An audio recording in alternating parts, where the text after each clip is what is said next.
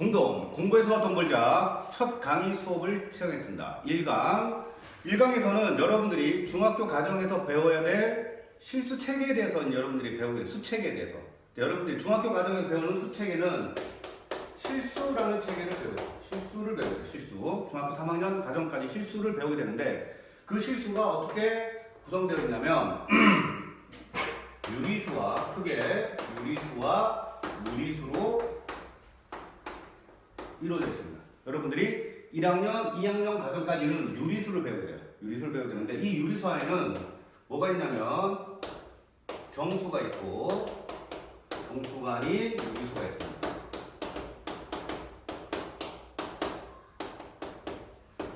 그리고 무리수는 일반적으로 순환하지 않는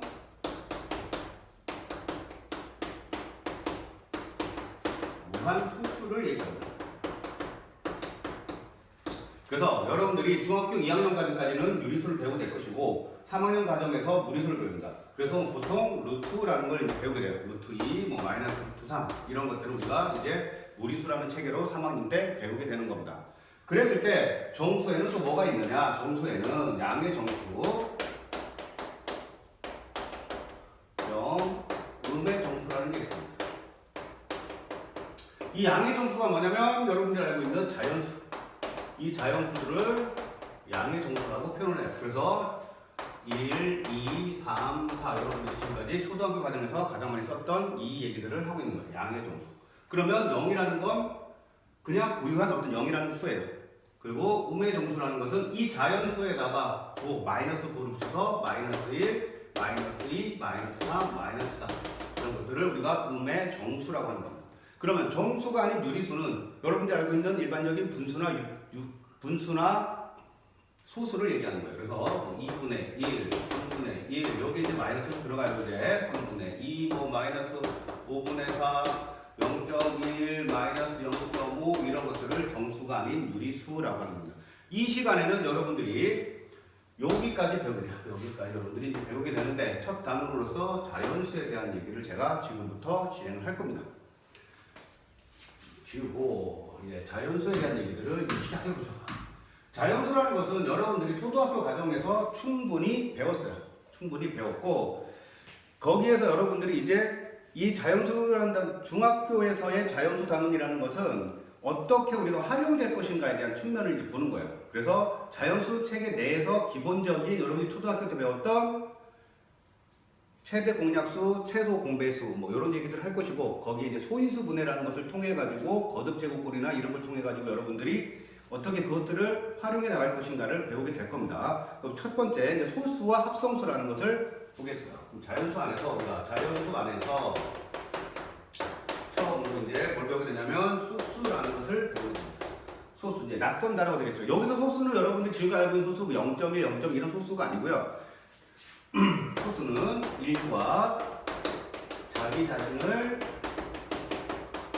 약수로 갖는 수를 우리가 소수라고 합니다. 일과 자기 자신. 그러면 소수라는 것은 다시 한번 정리를 하면 일과 자기 자신을 약수로 갖는다고 했어요. 그러면 결국 소수의 약수는 뭐밖에 없다? 일과 자기 자신. 즉 약수가 몇 개밖에 없다? 2개뿐인 수라는 거예요. 2개뿐이라는 거예요. 약수가 2개뿐인 수를 우리는 뭐라고 한다? 소수라고 한다는 겁니다. 그러면 소수를 대표하는 수들은 뭐가 있냐면 2, 3, 5, 7, 11, 13, 17, 19 이렇게 있어요. 그래서 여러분들은 최소한 2부터 19까지의 소수들은 머릿속에 외워둘 필요가 있다. 왜냐하면 얘를 통해서 우리가 예를 들어서 다음 시간에 배우겠지만 소인수 분해라는 것을 여러분들이 이제 하기 때문에 요 정도는 머릿속에 꼭꼭꼭 외우시고 계셔라. 알았습니까? 그리고 여러분들이 수학 공부하는데 가장 중요한 하나를 항상 놓치고 있어요.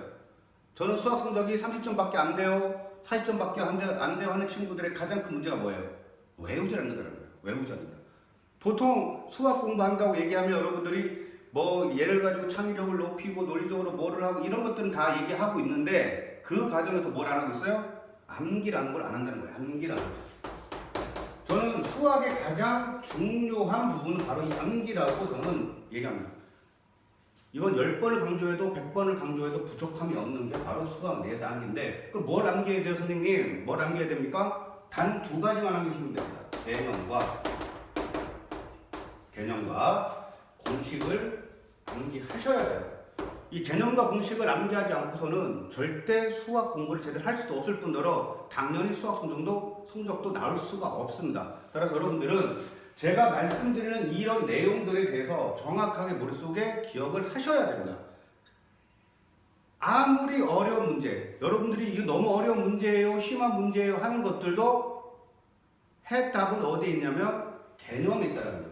기본적인 개념에서부터 출발을 해서 그 심한 문제가 도출되기 때문에 그 개념을 모르면 당연히 심한 문제를 알 수도 없을 뿐더러 여러분들이 그 개념에 대한 정리가 되어 있지 않으면 문제를 푸는 것 자체가 어려워진다는 거예요. 그러니까 꼭 외우시기 바라요. 그래서 소수라는 것을 배웠다면 기본적으로 머릿속에 뭐가 들어가야 돼? 아, 소수라는 것은 일과 자기 자신을 약수로 갖는 수야 라는 것들이 기본적으로 머릿속에 들어있어야 되고 그 다음에 그 소수라는 것은 그렇기 때문에 약수가 두 개밖에 없어 라고 여러분들이 머릿속에 정리되어야만 한다는 겁니다.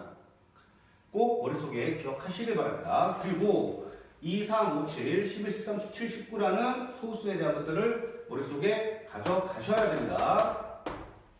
이게 소수라는 거고 그 다음에 합성수라는 것이 있어요. 합성수라는 게 있습니다. 합성수는 소수를 제외한 모든 수가 합성수예요. 물론 2를 제외한 1과 소수를 제외한 모든 수를 합성수라고 하는데 여러분들이 합성수는 일반적으로 뭐 4, 6, 8, 9, 12 이런 것들이 다 합성수예요. 그러면 여기서 여러분들 찾아내셔야 돼요. 소수와 합성수의 차이를.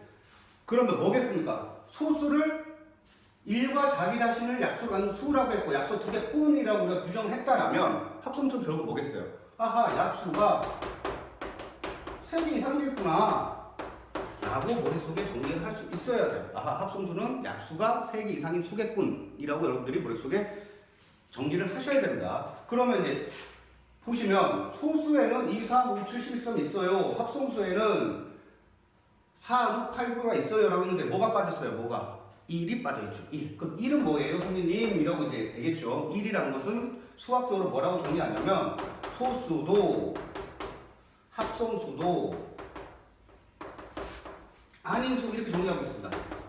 이런 소수도 아니고 합성수도 아닌 수 이렇게 정리가 됩니다. 그러면 여러분들이 여기서 이제 도출을 해내셔야 돼요. 스스로. 제가 처음에 말씀드리진 않았지만 지금 이 시간을 통해서 여러분 머릿속에 정리가 되어야 돼요. 아하! 자연수에는 3가지가 있군요 라고 정리를 할 수 있어야 됩니다. 여러분 스스로 뭐가 있어요? 소수가 있고 1이 있고 합성수가 있구나 라고 여러분들이 머릿속에 정리하셔야 돼요. 자연수는 몇 가지로 정리되어 있다? 구분되어 있다. 소수, 1, 합성수 이 3가지로 구성되어 있다라는 것을 머릿속에 기억할 수 있어야 돼요. 그래서 예전에 지금 뭐 중학교 1학년 친구들이 중간고사, 기말고사 없어져서 이런 시험 문제 풀진 않지만 예전에 시험을 볼 때 가장 많이 출제됐던 문항 중에 하나가 다음 중 옳은 것을 찾으세요 라고 했을 때 아이들이 가장 많이 틀려오는 거 자연수는 소수와 합성수로 이루어져 있다라고 하면 다 맞다라고 하는 거예요. 왜? 1이란 것도 포함되어야 되는데 그냥 넘어간다라는 거예요. 그래서 자연수는 3가지로 구성되어 있고 그 3가지는 소수, 1, 합성수라는 것을 꼭 머릿속에 기억하시길 바랍니다. 그 다음 이제 소수와 합성수와 1에 대해서 여러분들이 배웠고 이제 거듭 제곱에 대해서 이제 배우도록 하겠습니다. 거듭 제곱.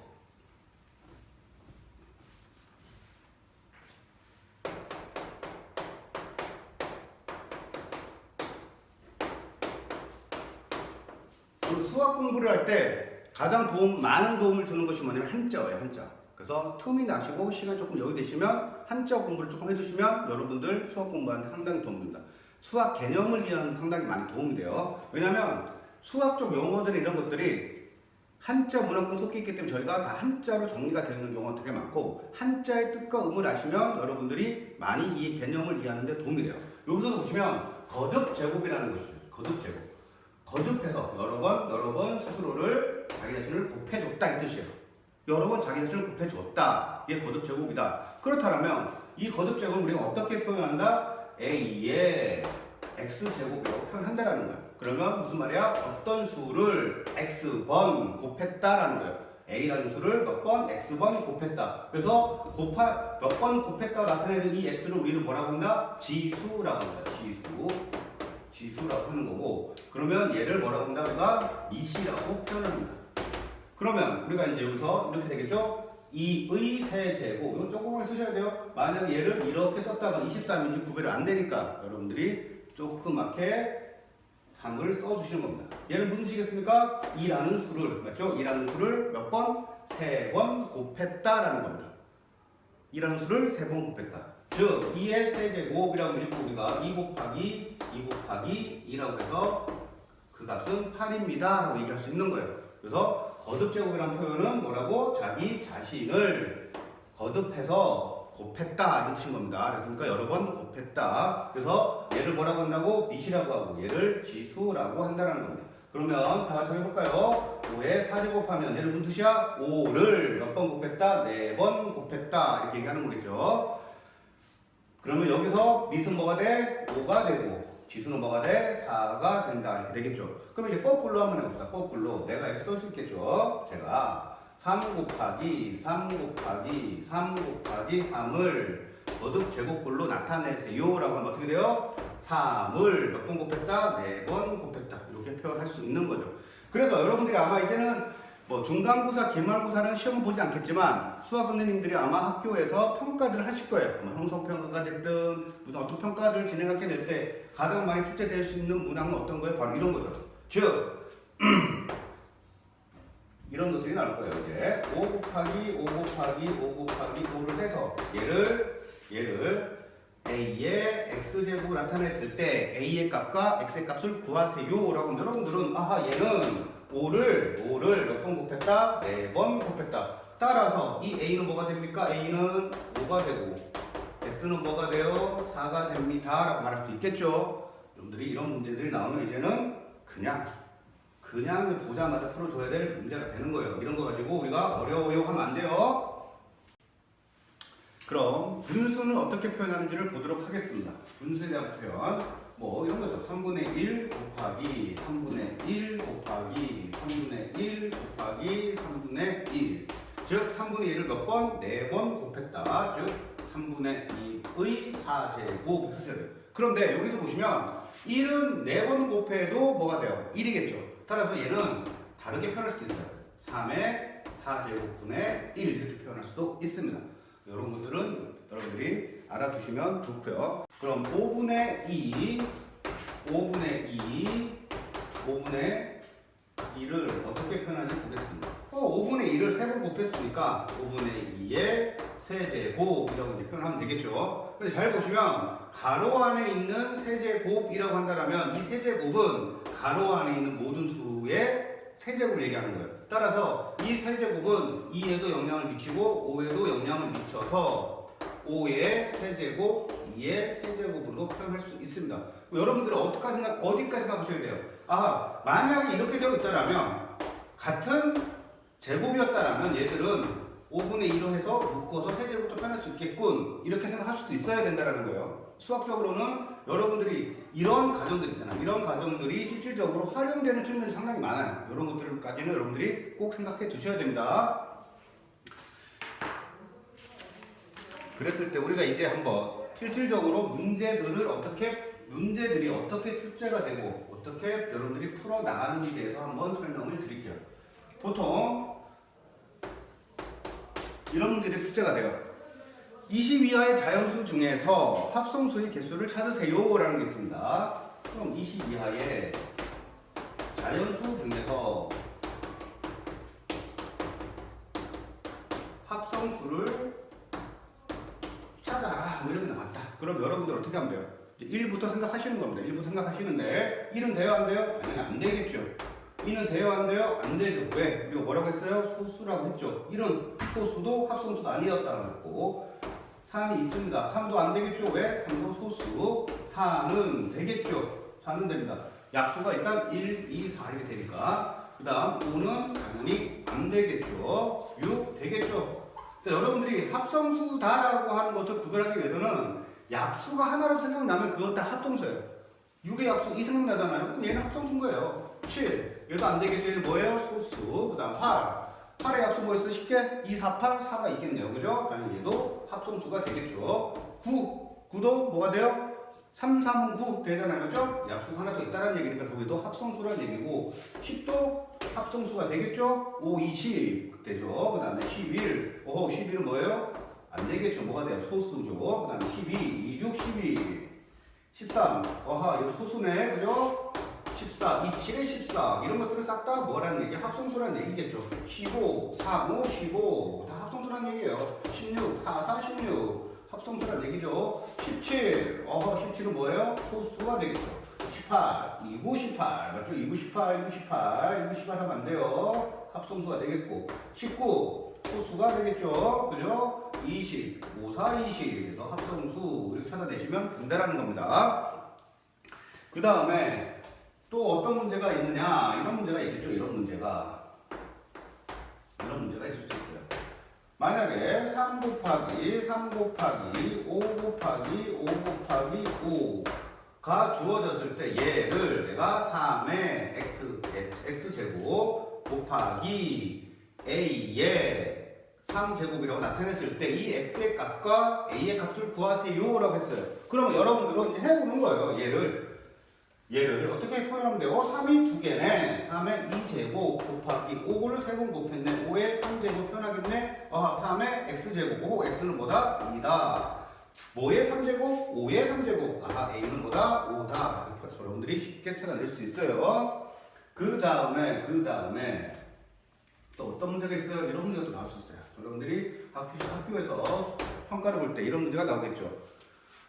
3의 x제곱인데 81이래요 라고 할 수 있겠죠. 그러면 3을 몇 번 곱했더니 81이 됐어요 라고 하는 겁니다. 80이 됐어요 라고 하는 건데 지금 여러분들 뭘 생각하시면 돼요? 3을 몇 번 곱했을 때 80이 나올지 생각하면 써보는 거예요.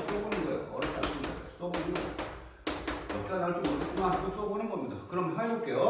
3, 3은 9 그죠? 9, 3, 27 20 곱하기 3 하니까 81이네.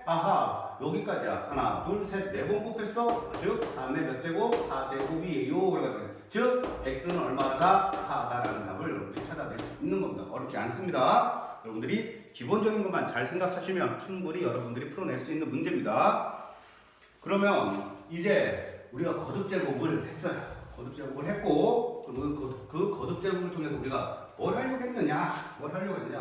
바로 소인수 분해라는 것을 하려고 한 거예요. 지금 우리가 소인수 분해.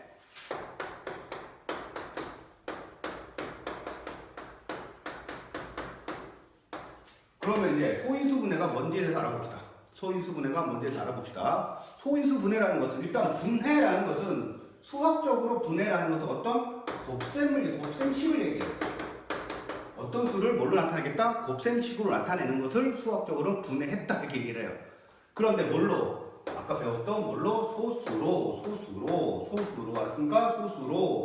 소수가 인수인 분해라는 거예요. 다시 한번 얘기하면 소수가 인수인 곱셈식을 우리는 뭐라고 한다? 소인수 분해라고 한다. 여러분들이 6이라는 수를 생각해 보세요. 2 곱하기 3 이렇게 되면 우리는 뭘 했다고 얘기해? 소인수 분해했다 얘기해요. 그 다음에 10이라는 게 있어요. 10이라는 것은 2 곱하기 6 이렇게 얘기하죠. 근데 얘는 소인수 분해가 아니에요. 왜? 6이라는 수는 소수예요, 아니에요? 소수가 아니잖아요. 그대는 소인수 분해라고 하진 않습니다. 이런 것들은 어떻게? 2 곱하기 3 이렇게 나타내면 소인수 분해했다는데 또 이렇게 나타내면 소인수 분해했다고 얘기하지 않아요. 얘를 어떻게 간단하게 나타내라. 즉 2를 2번 곱했으니까 2의 2제곱 곱하기 3으로 표현합니다.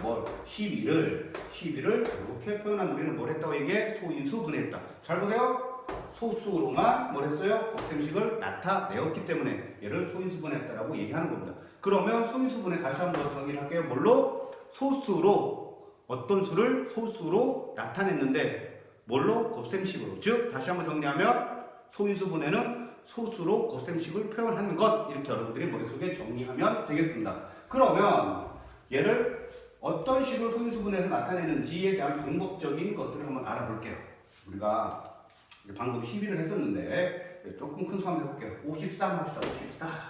54라는 수를 어떻게 소인수 분해하는지 제가 소수를 설명드리면서 2, 3, 5, 7, 11, 13, 13, 7 왜 이러지? 2, 3, 5, 7, 11, 13, 17, 19를 꼭 외우세요라고 했잖아요. 즉 그 소수를 가지고 곱셈식을 나타내기 위해서 그 수들이 필요하기 때문에 꼭 외우라고 한 겁니다. 그 수들을 머릿속에 외우시면 돼요. 그래서 그 소수를 가지고 여러분들이 54라는 수를 나누는 거예요. 잘 볼게요. 일단 2, 3, 5, 7 차례대로 가시면 돼요. 2부터 합시다. 2, 2, 4 하겠죠? 2, 4, 4, 4 뭐가 남아요? 1 남네 14가 되겠죠? 그럼 2, 7에 14 요 정도 여러분들이 암산 내야 돼요. 그 다음에 3, 9, 27 그 다음에 9는 3, 3은 9 3, 1은 3 이렇게 되겠죠. 알겠습니까? 그래서 54는 1을 몇 번? 한 번, 3을 몇 번? 3번. 그래서 이렇게 표현한다. 소인수 분해로서 이렇게 표현한다라는 거예요. 그랬을 때 우리는 54를 소인수 분해했더니 2 곱하기 3의 3제곱으로 나타내는 것이고 이 54의 소인수는 2와 3이 있어요 라고 얘기하는 거예요. 소인수를 얘기할 때 이 지수를 얘기하지 않습니다. 들어간 소수만 얘기합니다. 들어간 소수만 우리가 뭐라고 얘기한다? 소인수라고 얘기합니다. 알겠습니까? 다시 한번 해볼게요. 어렵지 않습니다. 좀 더 큰 수 해봅시다. 조금 더 큰 수. 108을 한번 해볼까요? 108 한번 봅시다.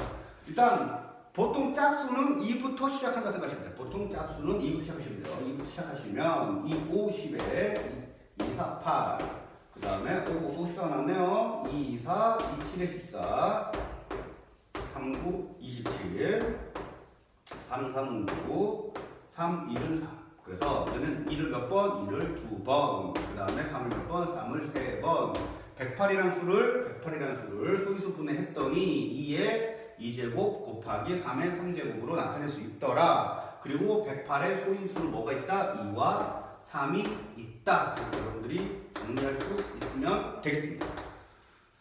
요 과정들에 대한 것들은 여러분들이 아직까지는 익숙하지 않기 때문에 여러분들이 연습을 통해서 소인수 분해할 수 있는 연습을 통해 가지고 확실하게 할 수 있도록 준비하셔야 되고 공돈에는 뭐가 있어요? 계산력 업이라는 메뉴가 있습니다. 그 메뉴에 들어가셔서 다운을 받으셔서 직접 여러분들이 계산력 업을 통해 가지고 여러분들이 이런 것들은 쉽게 할 수 있도록 연습을 좀 하셔야 됩니다.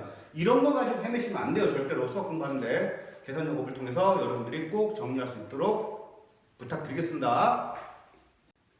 그러면 이 소인수 분해를 통해서 우리가 약수의 개수를 구하는 걸 한번 알아보도록 하겠습니다. 약수의 개수를 우리가 어떻게 구하는지 알아보도록 하겠습니다.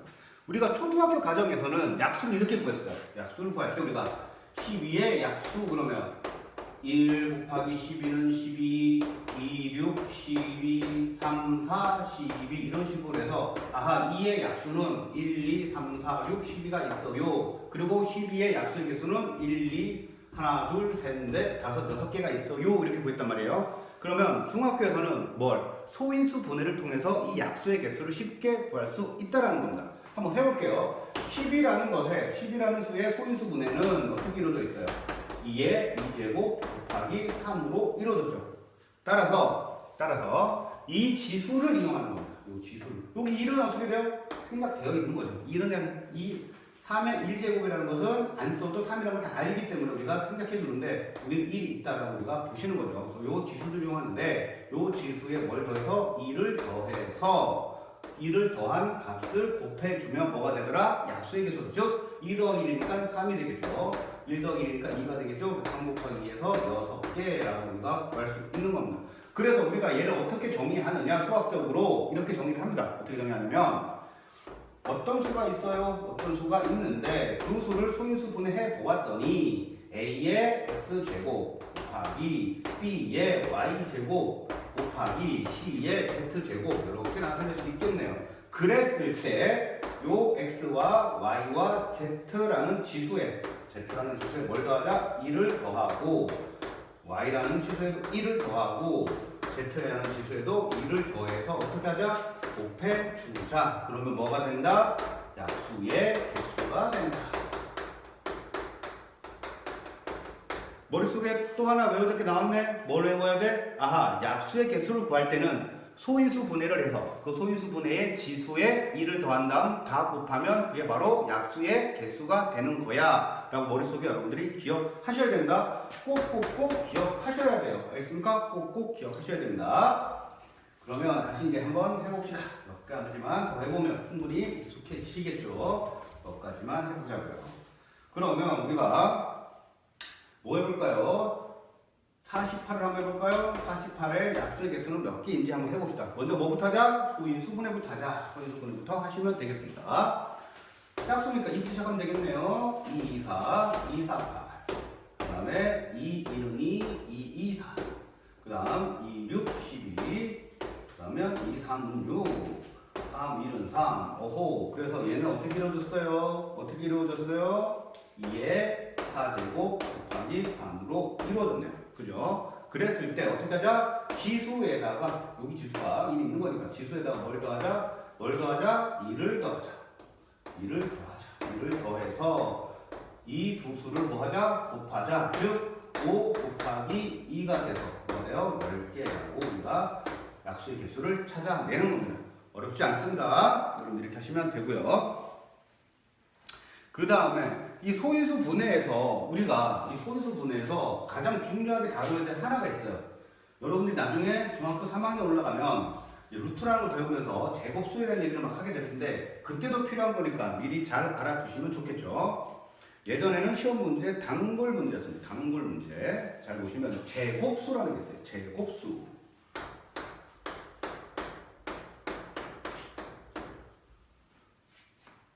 제곱수라는 게 뭐냐면 어떤 수를 제곱 두 번 곱한 수라는 거예요.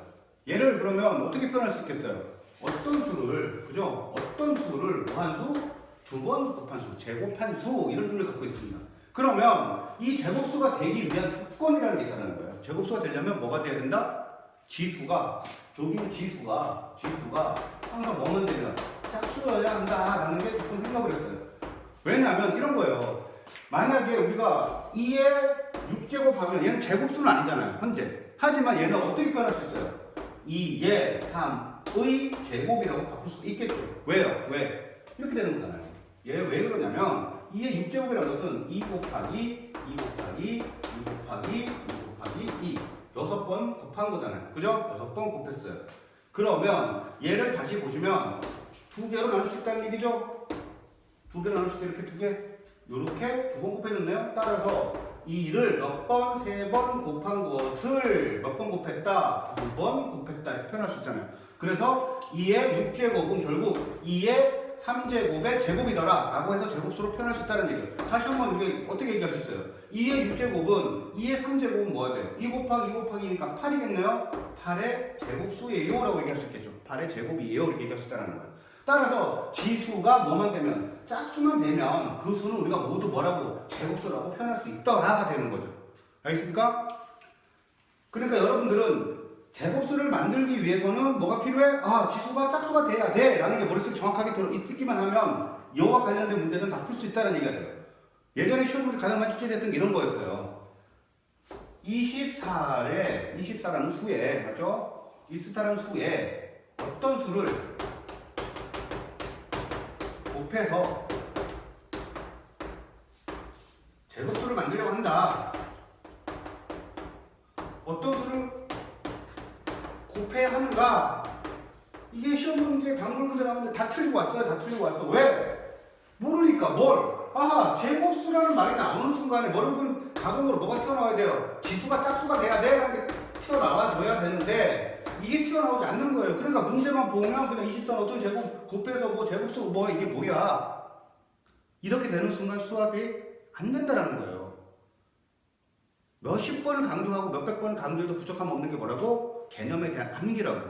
이 문제는 사실은 제곱수를 만들기 위해서 지수가 짝수가 되면 돼라는 것만 머릿속에 기억하고 있다면 아주 쉽게 푸는 문제인데 이걸 머릿속에 기억하고 있지 않기 때문에 여러분들이 다 틀려오는 문제라는 거예요. 그럼 일단 뭘 해야 돼요? 아하, 24가 어떤 제곱이 되기 위해서는 지수가 짝수가 돼야 된다니까 뭐부터 해봐야 돼? 소인수 분해부터 해봐야겠죠. 소인수 분해를 해봐야 돼요. 그러면 얘는 24라는 것은 소인수 분해를 해보면 2의 3제곱 곱하기 3의 1제곱이더라. 이게 되겠죠? 근데 지수가 뭐가 돼야 된대요? 짝수가 돼야 된대요. 근데 지수가 3 홀수네? 그러면 뭐 해줘야 돼? 1을 한 번 더 곱해주면 2의 몇 제곱이 돼요? 4제곱이 되잖아요. 3번 곱했는데 한 번 더 곱했으니까 4번 되니까 4제곱이 되겠죠. 근데 또 3도 1제곱이니까 3을 한 번 더 곱하면 되겠네. 3의 1제곱이었는데 3의 2제곱이 되잖아요. 3의 짝수가 되잖아요. 지수가 짝수가 되잖아요. 따라서 5만 곱하면 된다. 2 곱하기 3이니까 결국 6만 곱하면 제곱수가 되더라. 이렇게 쉽게 구할 수 있다는 겁니다. 이런 것들을 여러분들이 결국은 개념적인 것들을 머릿속에 기억하고 있지 않기 때문에 항상 틀려오는 문제가 돼버린 거예요. 그러니까 꼭 기억하시라는 겁니다. 제곱수는 뭐라고? 아하, 지수가 짝수가 되는 수. 이렇게 여러분들이 머릿속에 꼭 기억하시기 바랍니다. 중학교 3학년 가면 또 합니다. 여러분들이 그걸 꼭 기억해 주셨다가 나중에 꼭 써먹으시면 돼요. 그러면 이제 문제를 한번 몇 가지만 더 풀어볼게요. 문제를 한번 더 풀어볼게요. 일단 360의 소인수는 몇 개인가? 보자고요. 360의 소인수는 몇 개인가? 뭘 해봐야겠어요? 당연히 소인수 분해를 해보셔야겠죠. 소인수 분해를 해보셔야겠죠. 이제 한번 해봅시다. 소인수 분해를 한번 해볼게요. 짝수네요. 2부터 시작하시면 됩니다. 2, 1은 2, 16이니까 2, 8에 16. 그 다음에 2, 9, 18. 그 다음에 45. 그 다음에 15. 바로바로 넣으셔야 돼요. 3, 5, 15. 그 다음 5, 1, 5. 됐겠네. 다른 1을 몇 번? 3번. 그 다음에 3을 몇 번? 2번. 5를 몇 번? 1번. 되겠네요. 소인수는 뭘 한다고요? 소인수 분해를 했을 때 곱하여지는 소수만 우리가 소인수라고 하겠죠? 소인수가 몇 개? 한 2, 3, 5 몇 개? 3개가 되었다. 이렇게 얘기할 수 있는 거죠. 그 다음 이제 하나 더 해봅시다. 다음 한 번 더 해봅시다. 140이라는 수에 어떤 수를 곱하여 자연수의 제곱이 되게 하자. 오호, 자연수의 어떤 수를 140에 어떤 수를 곱하여 자연수의 제곱이 되게 하자. 제곱이 되게 하는 가장 작은 수는 머릿속에 뭐가 딱 튀어나와야 돼? 제곱이란 말이 나오는 순간에 아하, 지수가 짝수가 되게 만들어야 돼. 라고 머릿속에 딱 튀어나와야겠죠. 그래서 뭘 해보자? 140을 소인수 분해해보자. 한번 해보겠습니다. 140을 소인수 분해해봅시다. 7에 14, 35, 5, 7에 35, 7에 7, 5, 140을 했더니 2에 2제곱 곱하기 5 곱하기 7이더라. 그러면 지수가 짝수만 되면 되니까 얘 짝수가 돼 있어. 1을 곱할 필요는 없네. 맞죠? 5에 1제곱 5에 1제곱 홀수니까 내가 뭘 한번 5를 한 번 더 곱하면 5에 2제곱이 되겠네요. 맞죠? 짝수가 됐고 또 7에 1제곱에 똑같이 또 7을 한 번 더 곱하시면 되겠네요. 그랬을 때 우리가 가장 작은 수는 뭐가 됩니까? 35라는 게 되겠죠. 7에 35라는 수를 곱해주면 140은 어떤 수의 제곱이 됩니다가 되겠죠. 최대 공약수와 최소 공배수에 대해서 이제 알아보도록 하겠습니다. 일단 최대 공약수부터 알아볼게요. 최대 공약수. 그러면 최대 공약수가 뭐냐? 여러분들 이제 초등학교 때 다 배웠던 내용이에요. 맞죠? 최대 공약수, 최소 공배수는 다 배웠습니다. 간단하게 알아볼게요. 그럼 약수라는 것은 뭐겠습니까? 약수. 약수라는 것은 나누어 어떤 수를 나누어 떨어지게 하는 수를 우리는 약수라고 얘기가 되죠. 그래서 6의 약수하면 2 곱하기 3 하면 6이 되니까 6의 약수는 2하고 3이에요. 이렇게 얘기하는 거잖아요.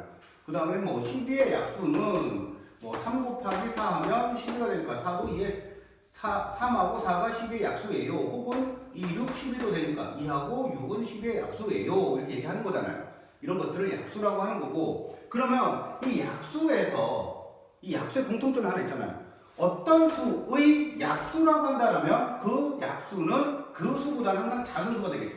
물론 꼭 작거나 같은 수가 되겠죠. 1 곱하기 6도 6이 되니까 1 또는 6도 약수가 되니까 일반적인 약수는 어떤 수의 약수라고 한다면 그 수보다 작은 개념이라는 것을 머릿속에 기억하실 필요가 있어요. 왜냐하면 활용할 때 최대공약수 활용, 최소공약수 활용할 때 그 개념이 왜 중요한지 제가 한번 더 설명드리겠습니다. 일단 약수는 어떤 수를 나누어 떨어지게 하는 수이고 그 약수는 그 수보다는 항상 작거나 같다라는 것이라는 것을 머릿속에 좀 기억하시길 바랍니다. 그렇다면 공약수라는 건 뭘까요? 공약수라는 것. 공약수라는 것은 공통적인 약수라는 거예요. 따라서 6의 공약수는 없겠죠.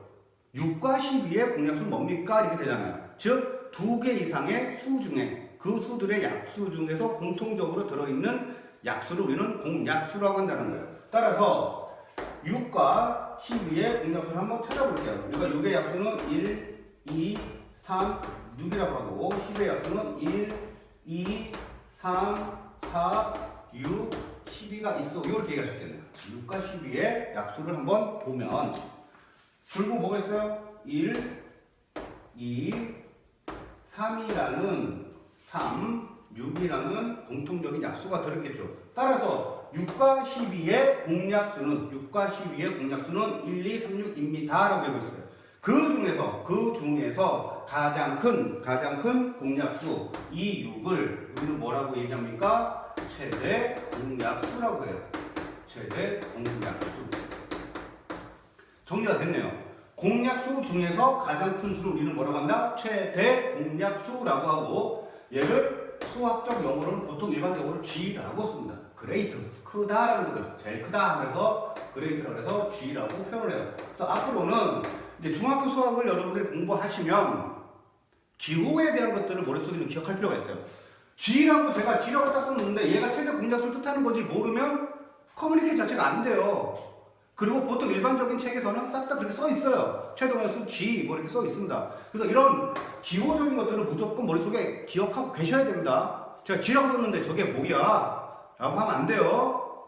롯데자이언츠 생각하면 안 된다고요. G라고 했는데 알겠습니까? 그래서 G라고 쓰면 머릿속에 아 쟤는 최대 공약수야 라고 생각 꼭 하셔야 된답니다. 하셔야 되는 거예요. 그랬을 때 우리가 이제 최대 공약수라는 것은 공약수 중에 가장 큰 공약수가 돼요. 그럼 여러분 이런 생각도 할 거 아니에요. 이런 생각을 하는 친구들이 사실 똑똑한 친구들이에요. 제가 최대 공약수만 얘기했단 말이에요. 여러분들 뭘 생각하셨어요? 선생님, 최소 공약수는 왜 얘기 안 해요? 할 거 아닙니까? 이 정도 의문들은 가지셔야 돼요. 최소 공약수 왜 없겠어요? 무조건 최소 공약수는 1일 거 아닙니까? 모든 수의 약수에는 뭐가 꼭 들어가요? 1이 들어가잖아요. 따라서 최소 공약수를 얘기할 필요가 없는 거예요. 무조건 이런 걸 아니까. 그러니까 우리는 뭐만 따져줘? 최대 공약수만 따져준다라는 겁니다. 알겠습니까? 그러면 여기서 또 하나의 개념이 또 나와요. 뭐? 서로소라는 개념이 딱 나와요. 서로소라는 개념이.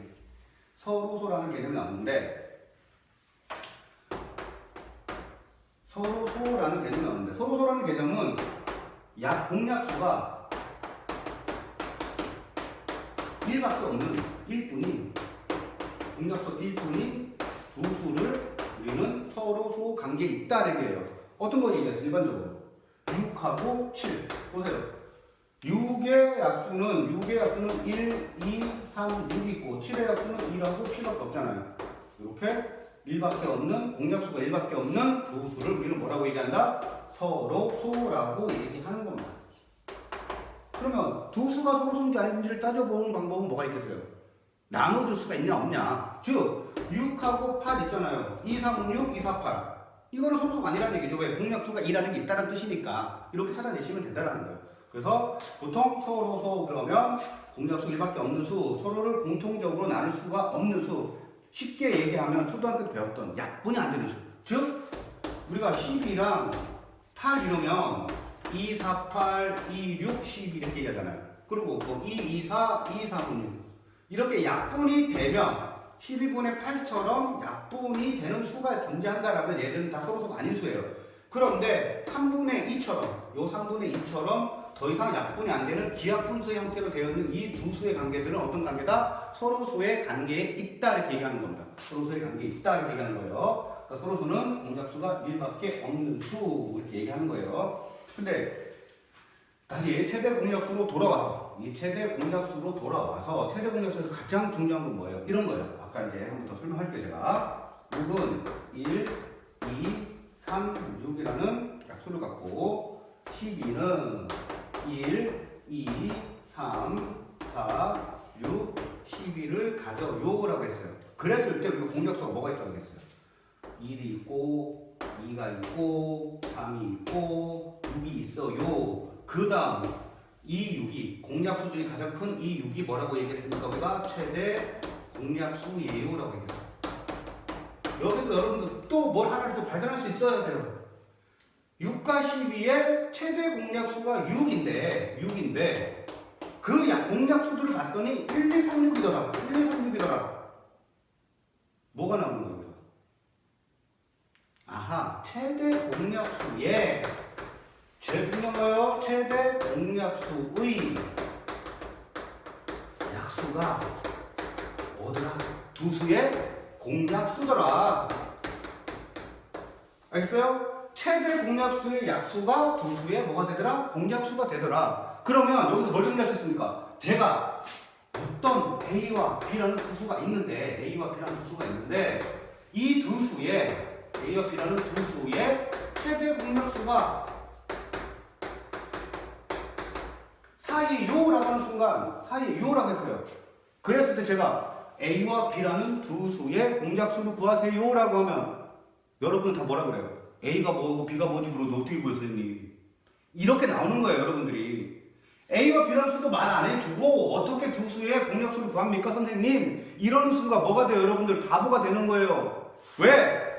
최대 공약수의 약수가 공약수라고 했으니까 A가 뭔지 B가 뭔지 난 몰라도 돼. 뭐만 알면 돼. 최대 공약수가 4라는 것만 알면 돼. 따라서 뭐가 돼? 1, 2, 4 나오잖아요.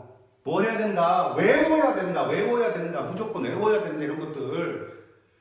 최대 공약수의 약수가 공약수라는 것만 알고 있으면 이 문제가 나왔을 때 A가 뭐고 B가 뭔지 모르는데 어떻게 두 수의 공약수 구합니까, 선생님? 이라는 질문은 안 나오겠죠. 중요한 포인트는 어디 있다? 두 수의 최대 공약수가 4라는 거에 있다. 두 수의 최대 공약수 4니까 그 4의 공약수가 그 4의 약수가 결국은 두 수의 공약수가 돼. 하고 바로 답을 풀어야 돼요. 이게 수학 100점짜리와 30점짜리 차이라는 거예요. 수학 100점짜리는 이 문제를 보는 순간 아, 두 수의 최대 공약수가 4니까 두 수의 공약수는 4의 약수겠군. 이런 생각을 하는 사람들은 100점짜리 애들인 거고 선생님 A와 B가 뭔지 모르는데 어떻게 풀어? 요를 하는 순간에 30점짜리가 되는 거예요, 여러분들은.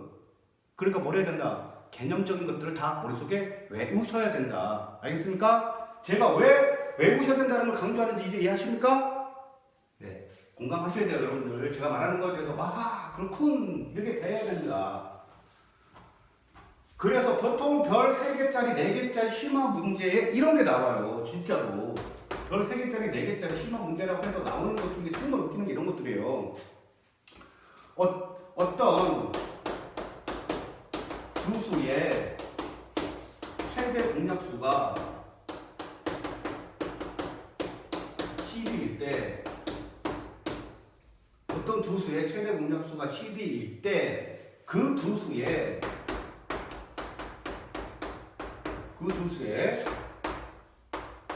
공약수 중 두 번째 큰 수를 구하여라. 이런 게 나온다고요. 어떤 두 수의 최대 공약수가 12일 때 두 수의 공약수 중 두 번째 어디 꽂혀 여러분들은? 어디 꽂혀? 여기 꽂히는 거야. 공약수 중 두 번째 큰 수 여기 꽂혀버려.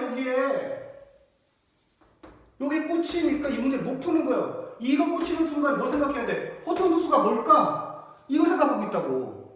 그런데 수학 100점짜리 애들은 뭘 생각합니다? 여기를 생각한다. 최대 공약수가 12라는 것을 생각하고 공약수라는 게 꽂힌다라는 거예요. 아하, 두 수의 공약수는 최대 공약수 약수니까 최대 공약수 12의 약수 중에서 두 번째 거 찾으면 되겠군. 이게 벌써 정리가 되는 애들은 100점짜리 애들이라는 거예요. 여러분 어디 꽂혀? 여기에만 꽂힙니다. 여기에만. 알겠습니까? 12의 약수가 뭐니까 1, 2, 3, 4, 6, 12 이렇게 있으니까 두 번째 큰 수, 가장 큰 수, 두 번째 큰 수 6이 되겠네요. 따라서 답은 6. 이게 별 3개짜리, 4개짜리 문제인데 못 푼다고 여러분들이. 이렇게 쉬운 걸 못 푼다고 여러분들이. 뭘 모르기 때문에. 최대 공약수의 약수가 두 수의 공약수라는 걸 모르기 때문에 어려워진다라는 겁니다. 뭘 해야 된다? 외우셔야 된다. 알겠습니까? 그럼 이제 이 최대 공약수를 어떻게 구할 것인지를 이제 알아볼게요. 초등학교 과정에서는 보통 세로셈을 써가지고 구하는 방법을 했잖아요. 우리가 뭐 12와 48의 최대 공약수를 초등학교 과정에서 어떻게 했어요? 두 수를 나눌 수 있는 수를 가지고 쭉 나눠주는 거죠. 2, 6, 12, 24. 그 다음에 뭐 2, 3, 6, 2, 12. 그 다음에 3, 1은 3, 3, 4, 12. 그래서 나누어진 이 수들을 곱하면 최대 공약수. 이게 뭐라고? 최대 공약수 기억하셔야 되지. 2 곱하기 3이 돼서 뭐가 됐어요? 12가 되었어요 라고 하는 거예요. 그래서 12와 48 최대 공약수는 12예요 라고 여러분들이 구했다라면 초딩적인 방법이라는 거지. 이제는 우리 뭘 하자? 우리는 소인수 분해도 배웠고 거듭적으로 다 배웠어. 그러면 뭘? 소인수 분해를 통해서 최대 공약수를 구해보자라는 겁니다. 그러면 12와 48의 최대 공약수를 소인수 분해를 통해서 어떻게 구하는지 보도록 하겠습니다. 12의 소인수 분해를 하면 11 소인수 분해 어떻게 돼요? 2의 2제곱 곱하기 3. 48을 소인수 분해하면 뭐가 될까요? 2의 4제곱 곱하기 3 이렇게 나와요. 그래서 최대 공약수를 소인수 분해를 통해서 구할 때는 일단 공통적인 소인수 찾습니다. 12의 소인수는 2와 3이 있고 48의 소인수도 똑같이 2와 3이 있네요. 그럼 공통적 소인수는 뭐가 있다는 얘기예요? 2와 3이 있다라는 얘기죠. 2와 3이 있고 그 다음 아까 뭐라고 그랬어요? 약수는 작은 수의 개념이라고 그랬죠. 어떤 수의 약수 그러면 그 수는 항상 그 수부터 작거나 같잖아요. 작은 수의 개념이라고 했으니까 지수도 뭘 따라간다? 작은 걸 따라간다는 거예요. 작거나 같은 걸 따라가셔야 돼요. 그러면 1, 1 똑같아 1 따라가시면 되겠죠. 그래서 2의 2제곱 곱하기 3에서 10이라는 것을 쉽게 찾아낼 수 있는 거예요. 알겠습니까? 한번 더 해볼게요. 한번 해봅시다. 내가 A라는 어떤 수를 소인수에 보았더니 2의 3제곱 곱하기 3 제곱 곱하기 5 곱하기 7이 나왔고 B라는 수를 소인수로 해봤더니 2의 2제곱 곱하기 3 곱하기 5의 제곱 곱하기 11 이렇게 나왔다라는 거예요. 그러면 요거의 최대 공약수는 공통적 소인수 뭐 있어요? 2가 있고 3이 있고 5가 있겠죠? 그리고 얘네들은 버리는 거죠. 그래서 2 곱하기 3 곱하기 5인데 뭘 따라가자? 지수의 작은 걸 따라가자. 지수의 작은 걸 따라가자는 거야. 그래서 지수의 작은 걸 따라가니까 2의 2제곱, 3의 1제곱, 5의 1제곱 이렇게 되겠죠. 그래서 여러분들이 쉽게 찾아낼 수 있는 겁니다. 그래서 최대 공약수 찾을 때는 뭐 공통적인 소인수를 찾고 그 공통적 소인수의 지수 중에서 작거나 같은 걸 따라간다 라고 머릿속에 정리해 두시면 되겠죠. 어렵지 않습니다. 절대 어렵지 않습니다.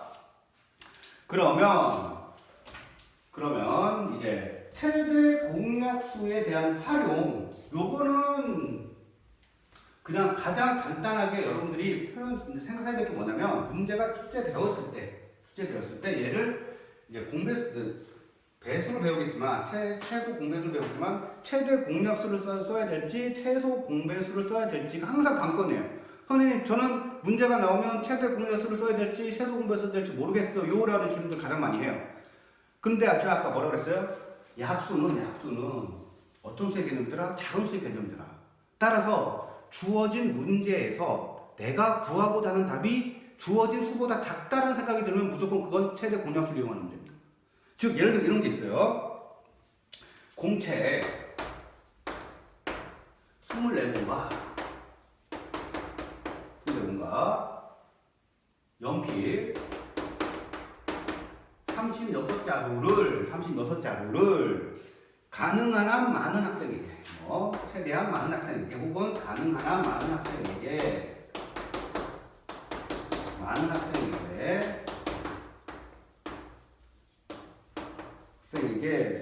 나누어 주려고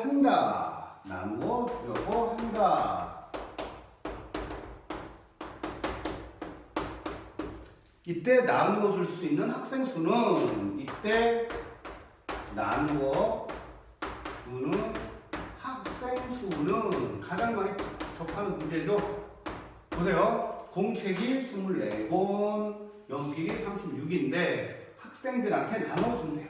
그러면 학생이 아무리 많아봐야 24명이 넘어가면 되겠습니까? 30명한테 공책 24권을 나눠줄 수는 없잖아요. 그러면 여러분이 구하고난 답은 24보다는 작겠네? 작으니까 뭐야? 약수네? 약수니까 뭐야? 최대 공약수. 그러니까 24와 36의 최대 공약수를 구하는 문제군 해버리면 된다는 거예요. 즉 내가 구하고자 하는 답이 주어진 일수보다 크겠냐 작겠냐만 따져서 작으면 최대 공약수, 크면 당연히 최소 공배수겠죠. 24, 36의 최대 공약수를 구하세요라는 문제네요. 그죠? 따라서 여러분들이 이제 또 좀 배웠으니까 초딩식 방법 말고 중딩식 방법으로 갑시다.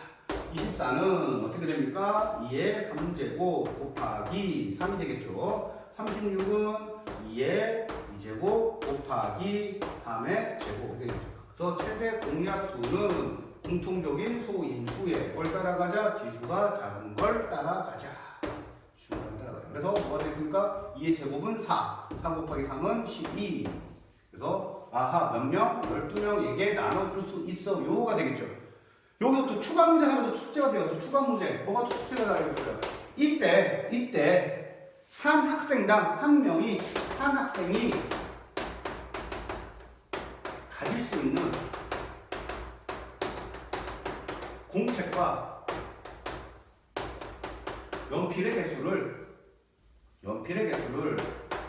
각각 구하시오라고 합니다. 그렇습니까? 그러면 12명의 학생이 공책을 24권의 공책을 나눠 가지니까 공책을 다 몇 권씩 가져가겠어요? 뭐가 돼요? 24를 뭐로 나눠주면 됩니까? 12로 나눠주면 되겠네? 몇 권? 공책은 몇 권?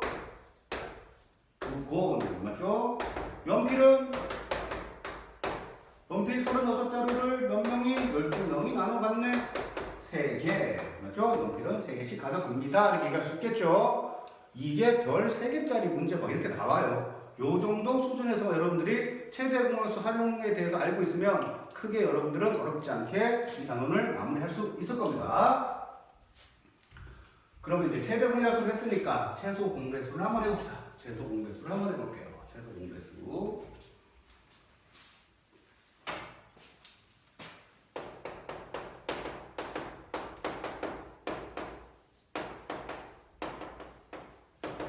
최소 공배수, 배수라는 건 뭐예요? 배수. 말 그대로 어떤 수에 배가 되는 수, 즉 2배, 3배, 4배가 되는 수들을 우리는 배수라고 한다. 공배수는 그럼 뭐예요? 공배수. 아까도 얘기했지만 공통적인 배수, 어떤 두 수의 공통적인 배수를 우리는 공배수라고 하고 한번 해봅시다. 2의 배수와 3의 배수를 한번 찾아보겠습니다. 2의 배수는 뭐가 있을까요? 2의 배수는 2가 있고 곱하기 1을 하면 되죠. 곱하기 2를 하니까 4가 있고 곱하기 3을 하면 6이 있고 곱하기 4를 하니까 8이 있고 곱하기 5를 하니까 10이 있는 거죠. 맞죠? 12까지 해볼까요? 곱하기 6을 하면 12가 되겠네요. 그 다음에 3의 또 배수는 3, 1은 3이 있고 3, 2, 6, 3, 4, 9, 3, 4, 12, 3, 5, 15, 3, 6, 18 이렇게 쭉 가겠네요. 이 중에서 공통적인 배수를 한번 봅시다. 공통적인 배수 6이 있네요. 또 뭐가 있어요? 12가 있네요. 쭉쭉쭉 또 뭐도 있겠죠. 물론 여기 가다 보면 뭐 18이 있어서 18이 있네요. 이렇게 얘기할 수 있겠죠. 여러분들이 얘기할 수 있는데 이러한 수들을 우리는 공배수라고 하는 겁니다. 그럼 이러한 공배수 중에서 가장 작은 이 6이 결국 뭐가 돼요? 최소 공배수가 되겠죠. 최소 공배수. 최소 공배수는 보통 뭐라고 표현해요? L을 작다. 최소 가장 작다. L을 그래가지고 보통 L이라고 표현합니다. L 알겠습니까? L이라고 표현을 해요. 그래서 공배수 중에서 가장 작은 공배수를 우리는 최소 공배수라고 하는 거고 이 최소 공배의 특징을 한번 찾아볼게요. 그럼 여기 또 아까처럼 마찬가지 질문이 나와야겠지. 뭐가? 최대 공배수는 없습니까 선생님? 당연히 없겠죠. 왜? 알 수가 없어요. 무한대로 쭉 가버리니까 최대로 되는 공배수에 대한 건 알 수가 없다라는 거예요. 그러니까 최대 공배수 따지지 않는 거예요. 그러니까 가장 작은 공배수인 최소 공배수만 따져주는 겁니다. 그러면 또 최소 공배수에서 이제 한번 또 하나 확인합시다. 어떤 게 있어요? 최소 공배수 2와 3의 최소 공배수를 일단 따져볼게요. 2와 3의 공배수에는 6이 있고 12가 있고 18이 있어요. 아마 모르긴 해도 24가 있을 거예요. 어떤 특징이 있나요? 2와 3의 공배수를 봤더니 6, 12, 18, 24가 있더라는 거예요. 어떤 특징이 생겼어요, 여기서? 어떤 특징이 생겼습니까? 공배수는 결국 뭐에? 최소 공배수의 뭐더라? 배수더라. 그잖아요. 6, 12, 18, 24. 예상한 집계 여기 뭐 들어가겠어요? 30. 여기 뭐 들어가겠어요? 32. 그래서 정리를 하면 두 수의 공배수는 뭐가 똑같더라? 그 두 수의 최소 공배수의 배수와 같다가 되는 거예요. 두 수의 공배수는 최소 공배수 배수다. 맞죠? 두 수의 공배수는 뭐라고? 최소 공배수 배수다. 그래서 결국 또 이런 문제가 나와요. 이런 문제가 또 나온다고. 어떻게 나와? 이런 문제가 나온단 말이야. 어떤 두 수 AB가 있다. 응? 두 수 AB의 최소 공배수가 7일 때, 재미없나? 7? 재미없네요. 재미없어요. 두 수의 최소 공배수가 12일 때, 그 공배수 중 AB의 공배수 중 두 번째로 작은 것을 찾으시오. 이제는 설마 여기 꽂히진 않겠지. 설마 이제 여기는 꽂히지 않겠죠. 뭘 했어 우리? 아까 뭘 했어? 얘는 왜 머릿속에 외우고 이제 시작했잖아. 우리는 두 수의 공배수, 최소 공배수니까 AB를 알아야 돼, 몰라야 돼? 알 필요가 없어. 뭐가 되니까? 최소 공배수 10이라는 거 말이 안 돼. 왜? 두 수의 공배수를 아는 것은 공배수는 최소 공배수 배수니까 A와 B가 뭔지는 모르겠지만 얘는 공배수 어떻게 시작돼? 12, 24, 36으로 시작된다라는 게 이제 알잖아요. 따라서 이 중에 두 번째로 작은 공배수는 뭐다? 24다. 이렇게 찾을 수 있다라는 겁니다. 알겠습니까? 뭘 해야 된다? 외워야 된다. 알겠습니까? 그럼 지금부터 최소 공배수를 어떻게 구하는지를 해보도록 하겠습니다. 최소 공배수를 구하는 방법. 초등학교 때 최소 공배수 구하는 방법 이렇게 했죠. 16과 24의 최소 공배수를 어떻게 구했어요? 이렇게 안 했군요. 24 최소 어떻게 했어요? 똑같이 나눈 이루수를 가지고 했죠. 2, 8에 16, 12. 그 다음에 2, 4, 8, 2, 6, 12. 2, 2, 4, 2, 3, 6. 그래서 여기까지는 뭐가 돼요? 최대 공약수. 최소 공배수는 여기까지를 다 곱해주면 뭐가 된다? 최소 공배수. 따라서 최소 공배수 뭐라고 쓴다고? L이라고 쓴다고? 그러면 2 곱하기 2 곱하기 2 곱하기 3. 그래서 얼마? 48. 이렇게 최소 공배수를 구했어요. 그러면 최소 공배수 중딩 방법 어떤 방법? 16과 24의 소인수 분해를 이용하는 방법이 있겠습니다. 16과 24의 소인수 분해 해봅시다. 2의 4제곱이 되겠죠. 24는 2의 3제곱 곱하기 3이 되겠죠. 그랬을 때 최소 공배수는 일단 공통적 소인수를 찾습니다. 공통적인 소인수를 찾아요. 공통적인 소인수 2를 찾고 그 다음에 뭐 나머지 떨거지들을 그냥 써주는 거예요. 써주고 약수는 공약수는 작은 수의 개념이었다면 배수는 뭐예요? 2배, 3배, 4배가 되면 점점점 커지겠죠. 따라서 최대 공약수 찾을 때는 지수가 작거나 같은 걸 찾았다면 배수는 커지는 개념이기 때문에 지수가 큰 걸 따라가는 거예요. 지수가 큰 걸 따라가시면 되겠습니다. 그래서 이게 4제곱 곱하기 3. 그래서 여러분들이 48이라고 구할 수 있는 거예요. 따라서 어떤 두 수가 있습니다. 어떤 두 수 A가 있는데 이 A를 내가 소인수 분해해봤더니 2의 3제곱 곱하기 3 곱하기 5의 제곱 곱하기 7이 나왔고 B는 2의 2제곱 곱하기 3의 제곱 곱하기 5 곱하기 11 이렇게 나왔다고 했을 때 우리가 이것의 최대 공약수를 복습하면서 한번 구해봅시다. 최대 공약수 어떻게 구했습니까? 일단 공통적인 소인수를 찾자. 그래서 공통적인 소인수를 찾아서 지수가 뭐한 거? 작은 걸 따라가자고. 지수가 작은 걸 따라가자 그랬어요. 그죠? 그래서 2의 2제곱, 3의 1제곱, 5의 1제곱 이렇게 최대 공약수를 구했다면 최소 공배수는 어떻게 하자고? 일단 공통적인 소인수를 찾고 그 다음에 나머지 떨거지들을 써주는 거예요. 그 다음 뭘 따라가야 돼? 최소 공배수는 지수가 큰 걸 따라가셔야 돼요. 지수가 큰 걸 따라가시면 됩니다. 2의 3제곱, 3의 2제곱, 5의 2제곱 이렇게 여러분들이 최대 공약수와 최소 공배수를 모두 구할 수 있어야 됩니다. 알겠습니까? 어렵지 않죠? 그 다음에 이제 최소 공배수의 활용에 대한 것들이 또 나와요. 최소 공배수 활용은 일단 아까 최대 공약수는 약수니까 작은 수의 개념이라고 했으니까 최소 공배수는 뭐예요? 배수니까 큰 수의 개념이겠죠. 따라서 최소 공배수를 이용해야 될지 최대 공약수 이용해야 될지 뭘 갖고 판단하면 돼요? 마찬가지로 주어진 수 중에서 내가 구하고자 하는 수가 이 수보다 크다라면 최소 공배수를 이용하는 거예요. 크다라고 생각되면 예를 들어 문제가 있겠죠. 예를 들어서 버스 터미널에 있어. A라는 버스가 있는데 A라는 버스는 3분에 한 대씩 출발을 해요. 3분에 한 대씩 출발을 합니다. A라는 버스는 3분에 한 번씩이죠. 한 대씩이 아니라 한 번씩. 3분에 한 번씩 출식이 뭐야? 출발을 해요. 그다음 B라는 버스는 얘는 10분에 한 번씩 출발을 합니다. 그랬을 때 A와 B라는 버스가 동시에 출발했을 때 언제 처음으로 만나게 될 것인가 이런 게 나오겠죠. 그러면 얘는 어떻게 돼요? 10시에 출발했다고 가정을 하면 A버스는 10시에 출발했다 가정하면 A버스는 어떻게 돼요? 10시 3분, 10시 3분, 그 다음 어떻게 돼요? 10시 6분, 그 다음 어떻게 돼요? 10시 9분 이렇게 쭉 출발을 한다는 얘기네. 그러면 B라는 버스는 10분에 한 대씩이니까 10시 10분에 한 번, 그죠? 10시 10분에 한 번, 10시 20분에 한 번, 10시 30분에 한 번, 이런 식으로 가겠네요.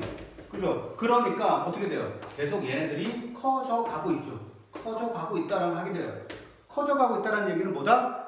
배수다. 배수니까 뭘 이용하자? 최소 공배수를 이용하자. 즉, 3과 10의 최소 공배수 할 것도 없네. 뭐가 돼요?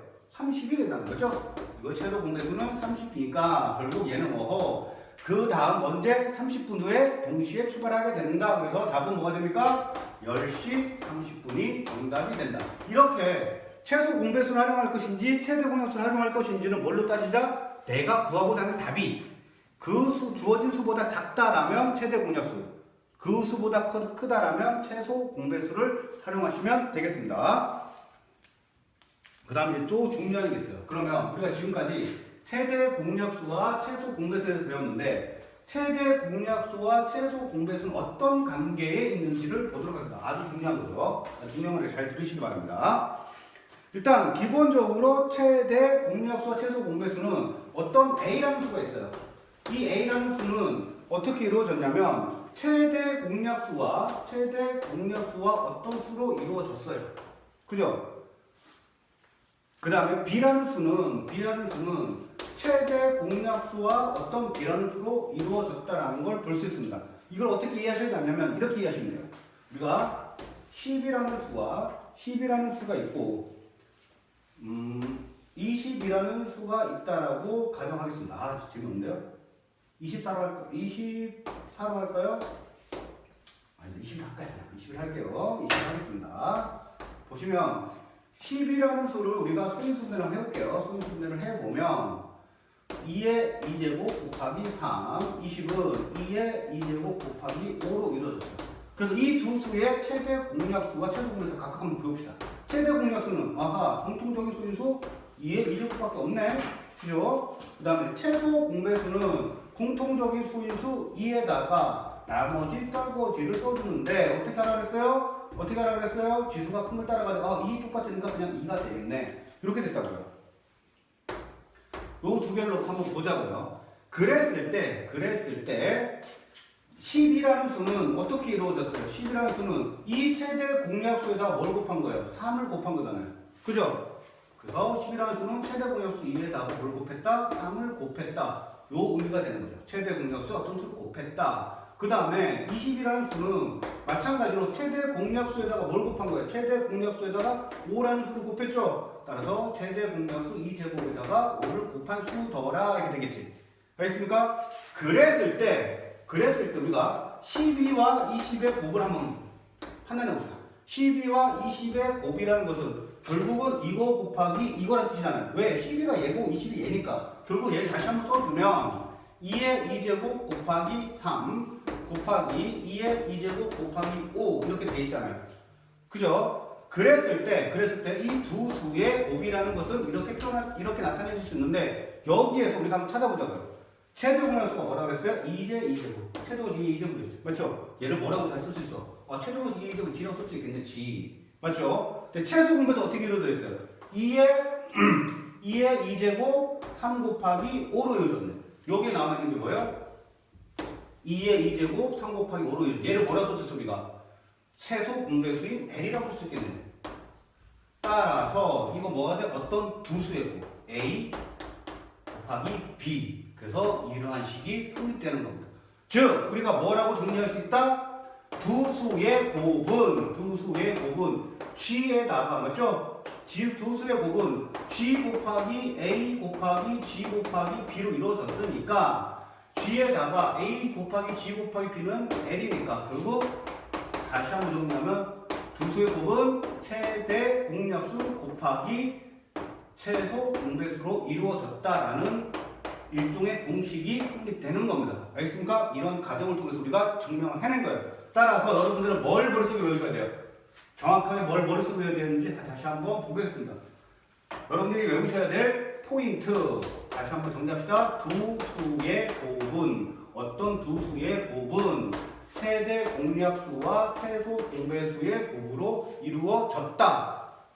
여기를 포인트로 여러분들이 외우셔야 되고 결국은 이 개념을 왜 외우셔야 되냐면 이걸 왜 공식처럼 이걸 외우셔야 되는 거냐면 이런 문제 때문에 그래요. 이런 문제 때문에 어떤 두 자연수의 곱이 죄송합니다. 어떤 두 자연수의 최대 공약수와 최소 공배수의 곱이 120일 때 두 수의 곱을 구하세요 라고 나와요. 이러면 여러분들 또 어디에 꽂히면 안 돼? 두 수의 곱을 구하시오에 꽂혀서 고민을 하면 안 된다고. 그래서 두 수가 모르는데 어떻게 구해요가 되면 안 되겠지. 뭐에 꽂혀야 돼? 두 자연수의 최대 공약수와 최소 공배수의 곱이 120이라고 꽂혀야 돼. 우리는 뭘 알고 있으니까? 최대 공약수, 최소 공배수의 곱은 두 수의 곱이라는 걸 알고 있으니까 결국 두 수가 뭔지는 모르겠지만 맞죠? 두 수의 곱은 항상 뭐가 된다? 120이 된다라는 걸 알고 있으니까 그냥 얘는 뭐가 돼? 눈만 있으면 푸는 문제 맞죠? 눈만 뜨면 푸는 문제. 그리고 요걸 다 한번 응용합니다. 요건 아주 쉬운 형태 것이고 요걸 한번 응용을 해요. 어떻게 응용합니까? 두 자연수의 곱이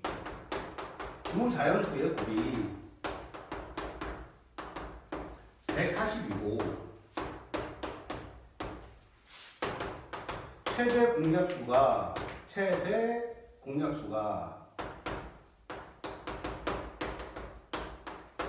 최대 공약수가 20일 때 최소 공배수를 구하세요. 최소 공배수는 무엇일까요? 라고 물어본다고. 여러분들은 뭘 또 생각을 해? 두 자연수의 곱이 140이고 최대 공약수가 20일 때 최소 공배수 어떻게 구해? 두 수를 몰라요? 라고 하는 순간 뭐가 돼요? 여러분들은 바보가 되는 거예요. 바보가. 왜? 이걸 알고 있는 애들은 이런 문제는 무슨 문제야? 그냥 푸는 문제. 알겠습니까? 그냥 푸는 문제입니다. 따라서 얘는 어떻게 돼요? 두 자연수의 곱은 뭐라고 했으니까 140이라고 했으니까 140은 뭐 최대 공약수와 최소 공배수의 곱이더라. 최대 공약수 20과 최소 공배수의 곱이더라. 즉 L은 뭡니까? 그냥 이건 수식으로 나오겠지. 뭐가 돼? 7입니다 라고 자연스럽게 나오는 겁니다. 알겠습니까? 이게 별 몇 개짜리 문제? 3개짜리 문제 얘기하는 거예요. 지금까지 자연수에 대해서 배웠고 지금부터는 정수에 대해서 배우도록 하겠습니다. 일단 정수와 유리수를 하기 전에 일단 뭐부터 해야 되냐면 부호라는 것에 대해서 여러분들이 이제 알으셔야 돼요. 부호.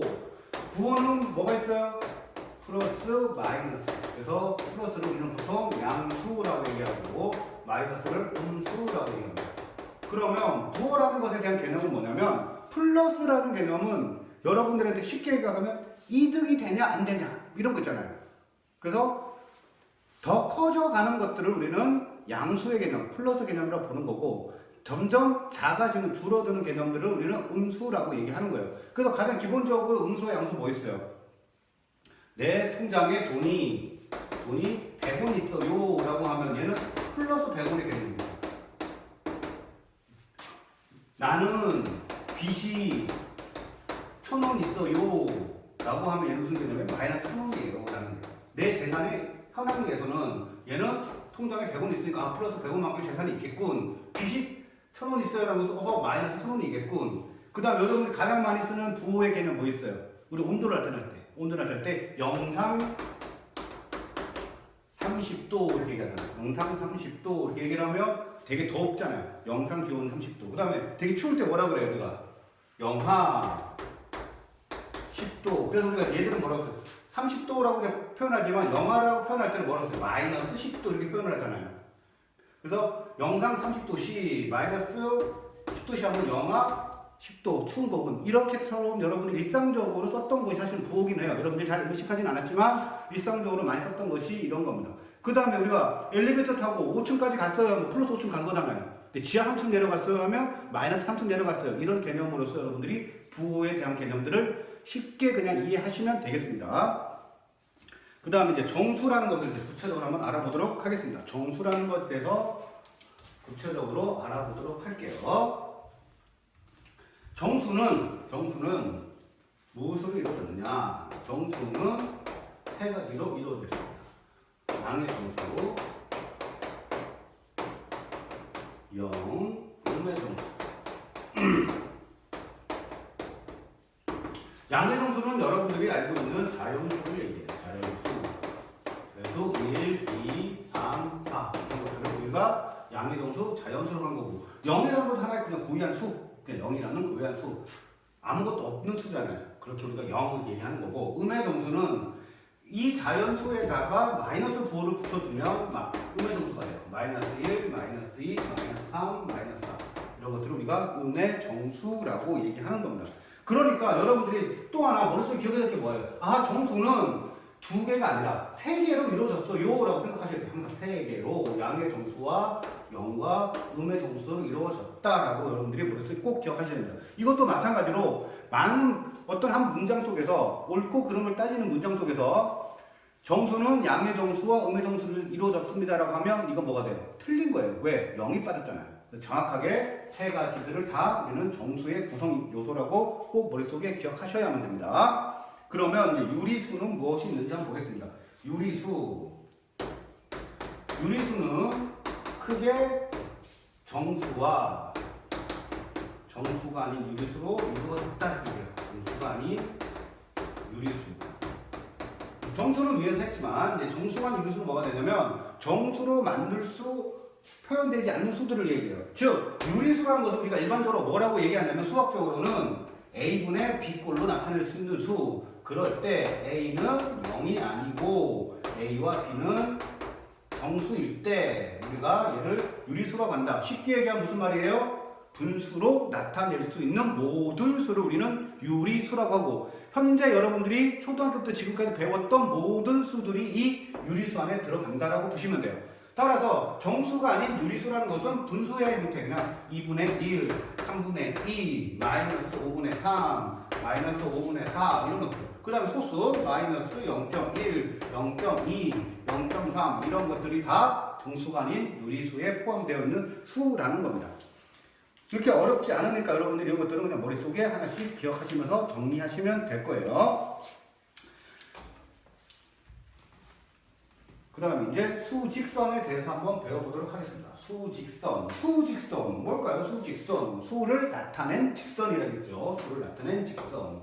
그래서 여러분들 이제 수직선 했을 때 제가 처음 시간에 말씀드렸던 것처럼 수학의 개념을 이해하는 데는 한자어라는 것을 알면 되게 편리합니다. 이런 것들도 싹 다 어떻게 돼 있어요? 한자어로 구성되어 있잖아요. 수라는 직선이잖아. 수로 이루어진 직선. 이런 뜻이니까 여러분들이 쉽게 여러분들이 개념들을 이해하기 편하겠죠. 틈틈이 시간 날 때마다 한자어 공부를 해주시면 수학 개념을 이해하는 데 도움이 된다라고 말씀드릴 수 있고요. 0이 있고 1이 있고 1가 있고 3이 있고 4가 있네요. 그랬을 때 이건 지금까지 여러분이 봐왔던 거라는 거예요. 그랬을 때 우리가 0보다 하나 작은 것을 마이너스 1, 0보다 하나 작은 것을 2개 작은 것을 마이너스 2, 3개 작으면 마이너스 3, 마이너스 4 이렇게 표현되어 있다라는 거예요. 이런 것들을 수직선이라고 하는 겁니다. 뭐 어렵지 않잖아요. 여기서 잘 보셔야 될 게 수직선상에서 0을 기준으로 0보다 커지는 부분을 우리는 뭐라고 한다? 플러스, 양수적인 개념이라고 하는 거고 플러스라고 하는 거고 0을 기준으로 0보다 작아지는 데를 우리는 마이너스, 음수의 개념이라고 얘기를 하는 거예요. 그래서 0보다 큰 모든 수를 양수, 0보다 작은 모든 수를 음수라고 표현을 하는 겁니다. 그러면 수직선을 또 해석하는 게 하나 있어요. 수직선 해석하는 가장 중요한 지점들은 뭐냐면 항상 수직선에서 오른쪽에 있을 수도 어떤 두 수가 있을 때 오른쪽에 있는 수일수록 크다라는 개념이에요. 그래서 수직선은 오른쪽으로 갈수록 크다의 개념을 갖고 있다는 거고 왼쪽으로 갈수록 작다라는 개념을 가지고 있다라는 거예요. 작다라는 개념. 여러분들이 그래서 어떤 두 수를 비교할 때 1과 3을 비교할 때 3이 더 큽니다. 3이 어디에 있다? 오른쪽에 있다는 뜻이에요. 알겠습니까? A라는 수와 B라는 수를 비교하는데 B가 더 커요 라는 얘기는 뭐가 돼요? 그 수가 뭔지는 모르겠지만 B라는 수가 A라는 수보다는 어디에 위치해 있다? 수직선상의 오른쪽에 위치해 있다라고 얘기하는 거예요. 알겠습니까? 그런 기본적인 것들을 머릿속에 좀 알고 있으면 이해하기가 되게 편해질 겁니다. 이제 절대값에 대해서 한번 알아볼게요. 절대값. 이게 또 하나 이제 외워야 될 내용이 또 나오고 있어요. 개념이 나옵니다. 절대값이라는 개념이 뭐냐? 절대값이라는 것은 0을 기준으로 0으로부터 떨어져 있는 0으로부터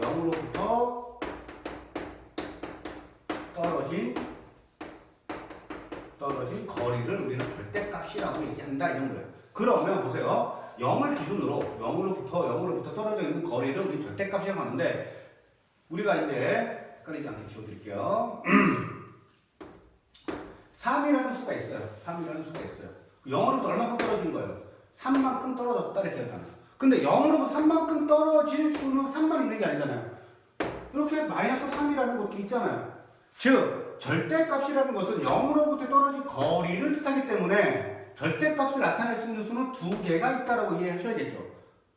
즉 우리가 절대값이라는 것은 항상 두 개를 가지고 있다라고 머릿속에 인식하셔야 돼요. 뭘로? 마이너스와 플러스로. 그래서 절대값이 3인 수를 쓸 때는 마이너스 3의 절대값 이렇게 얘기하잖아요. 마이너스 3의 절대값은 뭡니까? 3이다 라고 얘기하는 이거거든요. 이거 무슨 뜻이에요? 0으로부터 떨어져 있는 거리가 얼마냐? 마이너스 3의 절대값이라는 이 표현은 뭐라고? 마이너스 3이 0으로부터 얼마나 떨어져 있나요? 3만큼 떨어져 있어요. 이 뜻이에요. 그 절대값을 표현할 때는 이렇게 봐라 그러죠. 요거를 이렇게 써서 표현을 하는 겁니다. 2의 절대값은 그러면 뭐가 돼요? 2. 0으로부터 2는 얼마큼 떨어져 있어요? 2만큼 떨어져 있어요. 그 다음에 마이너스 12. 절대값 마이너스 12는 얼마? 12 이렇게 표현을 하는 겁니다. 따라서 절대값이 있으면 여러분 뭐라 생각하십니까? 아하, 절대값은 부호가 없는 거군. 이렇게 생각하시면 편하겠죠. 절대값은 부호가 없어요. 그래서 마이너스가 돼도 플러스 12. 플러스는 그냥 플러스 12. 부호가 없는 수니까 여러분들이 표현하시면 되는 거고 그 다음에 이제 말장난이 여기서 시작되는 게 있어요. 말장난을 하게 되는데 어떤 말장난을 하냐면 이런 말장난을 해요. 어떤 말장난을 하냐면 절대값이 2인수와 절대값 2인수 절대값이 2인수와 절대값 2인수를 여러분들이 구별하셔야 돼요. 알았습니까? 그럼 절대값이 2인수라는 얘기는 절대값이 2인수가 될 수 있는 수는 뭐 있어요? 마이너스 2도 있고 플러스 2도 있다라고 여러분 정확히 생각하셔야 돼요. 왜? 절대값이 2인수라는 것은 0으로부터 떨어진 거리가 2인수는 뭐가 있을까요를 얘기한 거니까 당연히 마이너스도 있고 2도 있어요 라고 하는 거고 이 절대값 2인수는 그냥 2가 되겠죠. 알겠죠? 여러분들이 이런 말장난을 속지 않기 위해서는 정확하게 개념을 머릿속에 기억하셔야 된다는 겁니다. 그래서 여러분들이 항상 이런 걸 잘 생각하셔야 되고, 이제 수의 대소 관계에 대해서 알아보도록 하겠습니다. 수의 대소 관계는 아까 제가 수직선을 설명할 때 말씀드린 것처럼 수직선이 이렇게 있을 때 항상 어떤 두 수가 있다라면 어떤 두 수 A와 B가 있다라고 했을 때 항상 오른쪽에 위치하는 것이 더 수가 크다라는 겁니다. 그것만 생각하시면 돼요. 왼쪽에 있으면 작고 오른쪽에 있으면 더 크다라고 여러분들이 생각하시면 수의 대소 관계를 따지기는 상당히 쉬워지겠죠. 그래서 여기 0이 있고 1이 있고 2가 있고 3이 있고 4가 있어요. 마이너스 1, 마이너스 2, 마이너스 3을 봅시다. 그러면 뭐 3이 1보다 더 커요. 너 초등학교 때 1학년도 다 아는 거고 마이너스 3과 마이너스 1을 비교하는데 수직선상에서는 마이너스 1이 마이너스 3보다 오른쪽에 있으니까 당연히 마이너스 3보다는 마이너스 1이 더 커요. 이렇게 얘기할 수 있겠죠. 마찬가지로 뭐 마이너스 2보다는 마이너스 1이 더 커요. 이렇게 얘기할 수 있겠죠. 그런데 0을 기준으로 또 어떤 또 판단이 들어요. 0을 기준으로 이쪽 부분 다 마이너스고 이쪽 부분 다 플러스라고 하는데 항상 플러스가 마이너스보다는 오른쪽에 있으니까 무조건 양수는 음수보다 크다라는 게 성립되겠죠. 이건 기본적으로 여러분들이 이해할 수 있는 내용들일 거고요. 그래서 우리가 음수를 따져줄 때 어떻게 표현하냐면 음수가 마이너스 10과 마이너스 12 중에서 어떻게 더 커요? 라고 하면 음수일 경우에는 절대값이 작은 수일수록 크다 이렇게 얘기하는 거죠. 알겠습니까? 그래서 마이너스 12, 마이너스 12보다는 커요. 양수에서는 12가 10보다는 커요 이렇게 하지만 음수에서는 반대더라라는 것을 여러분들이 기억하셔야 되는 겁니다. 그 다음에 부등호의 사용 볼게요. 부등호의 사용. 사실 여기 있는 내용들은 그렇게 어렵지가 않아요. 여러분들이 그냥 기본적으로 여러분들이 알고 있는 내용들을 정리한 정도밖에 안 돼요. 사실은. 특별한 개념이나 특별한 얘기들이 별로 없어요. 일단 부등호의 사용에 대해서 한번 얘기해 봅시다. 부등호의 사용.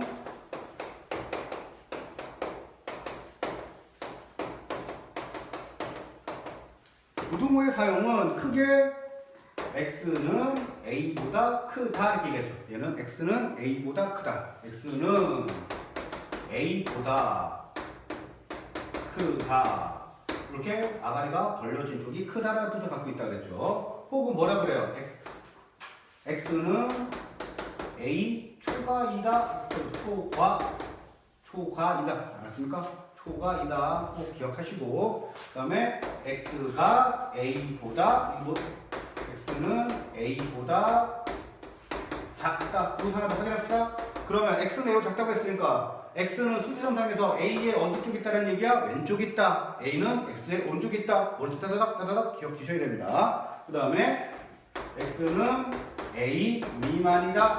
그래서 중요한 건 뭐? 미만이다 할 때는 작다와 같은 의미로 쓰인다라는 것. 그 다음에 x는 a보다 뭐가 돼요? x는 a보다 크거나 같다. 옛날에는 두 줄을 그었어요. 크거나 같다. 근데 요새는 간단하게 한 줄만 긋자. 그래서 x는 a보다 크거나 같다 하는 거고 또 얘는 달리 표현하면 뭐가 돼요? x는 a보다 크니까 다시 표현하면 작지는 않다라는 거잖아요. 맞죠? 따라서 x는 a보다 작지 않다. 작지 않으니까 뭐 하면 된다? 크거나 같기만 하면 된다. 작지만 않으면 된다. 이런 걸 갖고 있는 거죠. 그 다음에 또 뭐가 있어요? x는 a 이상이다. a보다 크거나 같다, 이상이다, 다 똑같은 말. 작지 않다, 이상이다, 크거나 같다, 다 똑같은 말이라는 거예요. 부등호를 이렇게 표현한다는 겁니다. x는 a보다 작거나 같다, x는 a보다 작거나 같다. x는 a보다 작거나 같다. 즉, 또 얘는 뭐가 되겠어요? x는 a 이하이다.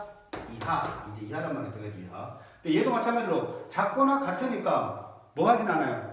크지 않다가 되겠죠. x는 a보다 크지 않다. 크지 않다라는 뜻은 뭐가 돼요? 크지 않으니까 크지만 않으면 되니까 뭐가 돼요? 작거나 같다라는 말이 된다라는 얘기입니다. 따라서 이제 이걸 통해 가지고 이런 표현들을 정확하게 여러분들이 쓸 수 있어야 된다는 얘기예요. 이런 것들. x는 3보다 크고 3보다 크고 10보다 크지 않다. x는 일단 무엇보다 3보다 크고 10보다 크지 않다가 되니까 뭐가 돼요? 작거나 같다가 된다. 이렇게 표현할 수 있다는 거고요. 또 y는 마이너스 2보다 마이너스 2 이상이고 5보다 5 미만이다 할까요? 5 미만이다. 해볼까요? y는 마이너스 2 이상이니까 크거나 같다. 그 다음에 5 미만이니까 5보다 작다. 여러분들 근데 이런 얘기를 하면 초과 미만 이상 이하 이렇게 따지잖아요. 초과 미만 이상 이하. 여기서 여러분들 뭘 헷갈려냐면 선생님 언제 이 는이 붙어요? 라는 걸 물어보는데 이자가 들어가면 는이 붙는다라는 생각하시면 돼요.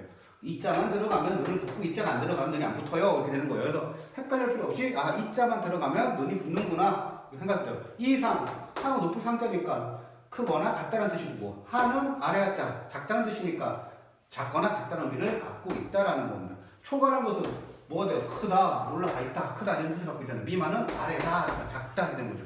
그러니까 초과는 큰 거고 미만은 작다. 여러분들이 이렇게 한자어에 대한 것들을 알면 이해하기가 조금 편안하다라는 겁니다.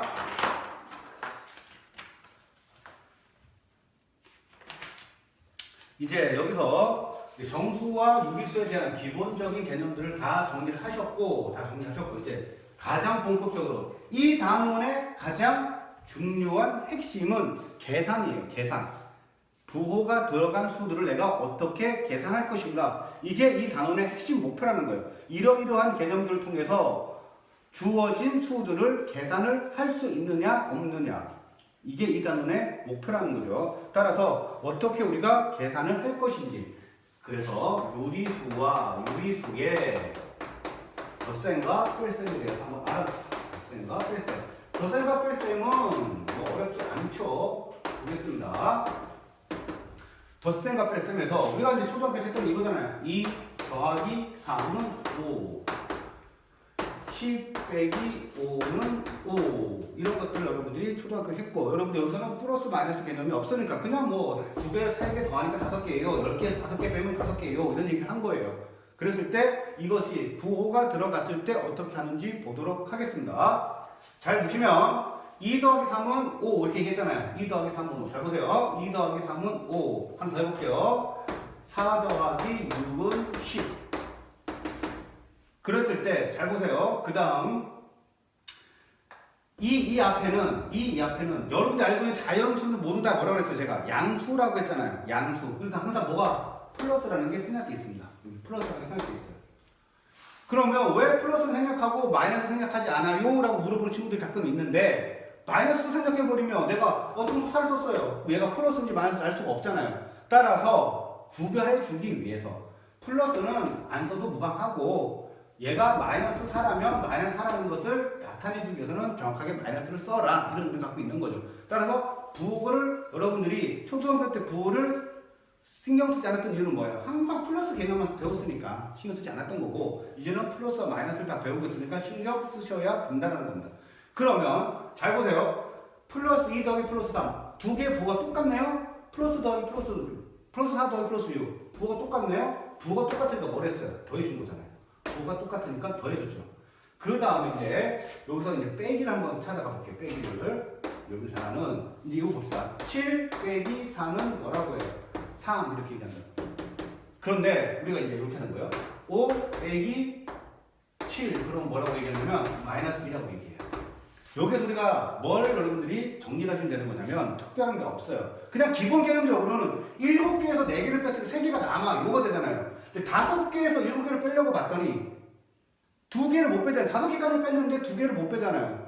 2개를 못 빼니까 거기다가 마이너스 붙여줘서 마이너스 이만큼 비어있어 라는 뜻을 갖고 있거든요. 이만큼 비어있어. 이만큼 모자라. 이런 의미를 갖고 있어요. 내가 5개에서 7개를 빼려고 봤더니 2개만큼은 모자라. 두 개를 못 빼. 이런 의미를 갖고 있는 거예요. 그 값이 그래서 마이너스 2라고 표현하는 겁니다. 그러면 이런 것들을 우리가 어떻게 판단을 하느냐? 잘 보셔야 돼요. 잘 보시면 플러스 부호가 같으니까 두 개를 더했어요. 플러스 부호가 같으니까 두 개를 더했잖아요. 그 다음에 얘는 앞에 플러스죠. 플러스 마이너스 부호가 다르니까 어떻게 했어요? 뺐죠. 얘도 플러스가 있고 플러스 마이너스 부호가 있으니까 어떻게 두 개를 뺐잖아요. 그런데 얘는 마이너스 생겼다고. 그럼 뭐가 된다는 얘기야?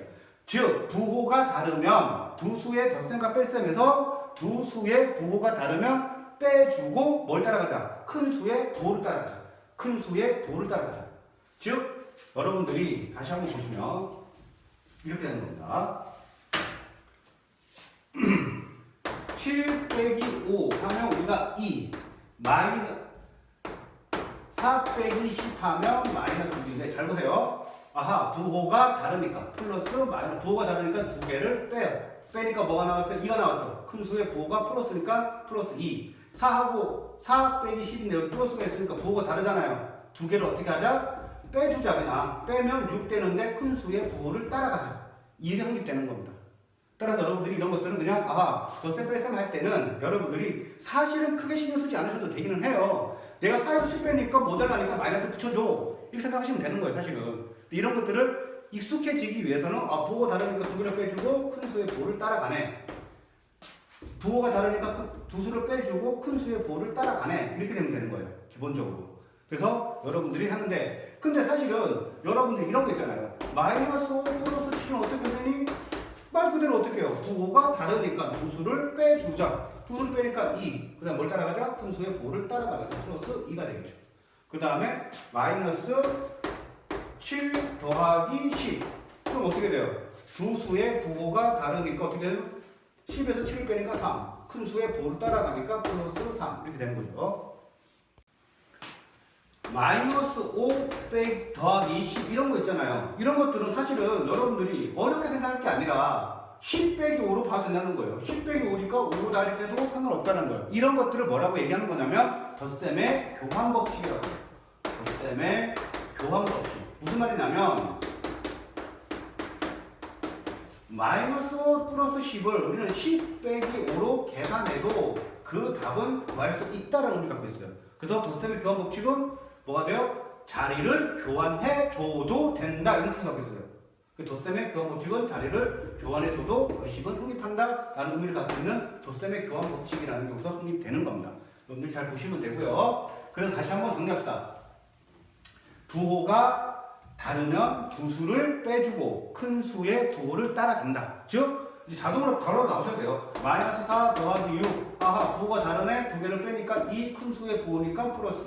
그 다음에 마이너스 10 더하기 15 하면 아하 부호가 다르네. 빼주니까 5 큰 수의 부호를 따니까 플러스 5 7 마이너스 10 아하 플러스가 있는데 마이너스가 부호가 다르네. 두 수를 빼주는데 부호가 큰 수를 따라간다. 마이너스 3 이런 것이 자동으로 여러분들이 뜨다닥 나오셔야 됩니다.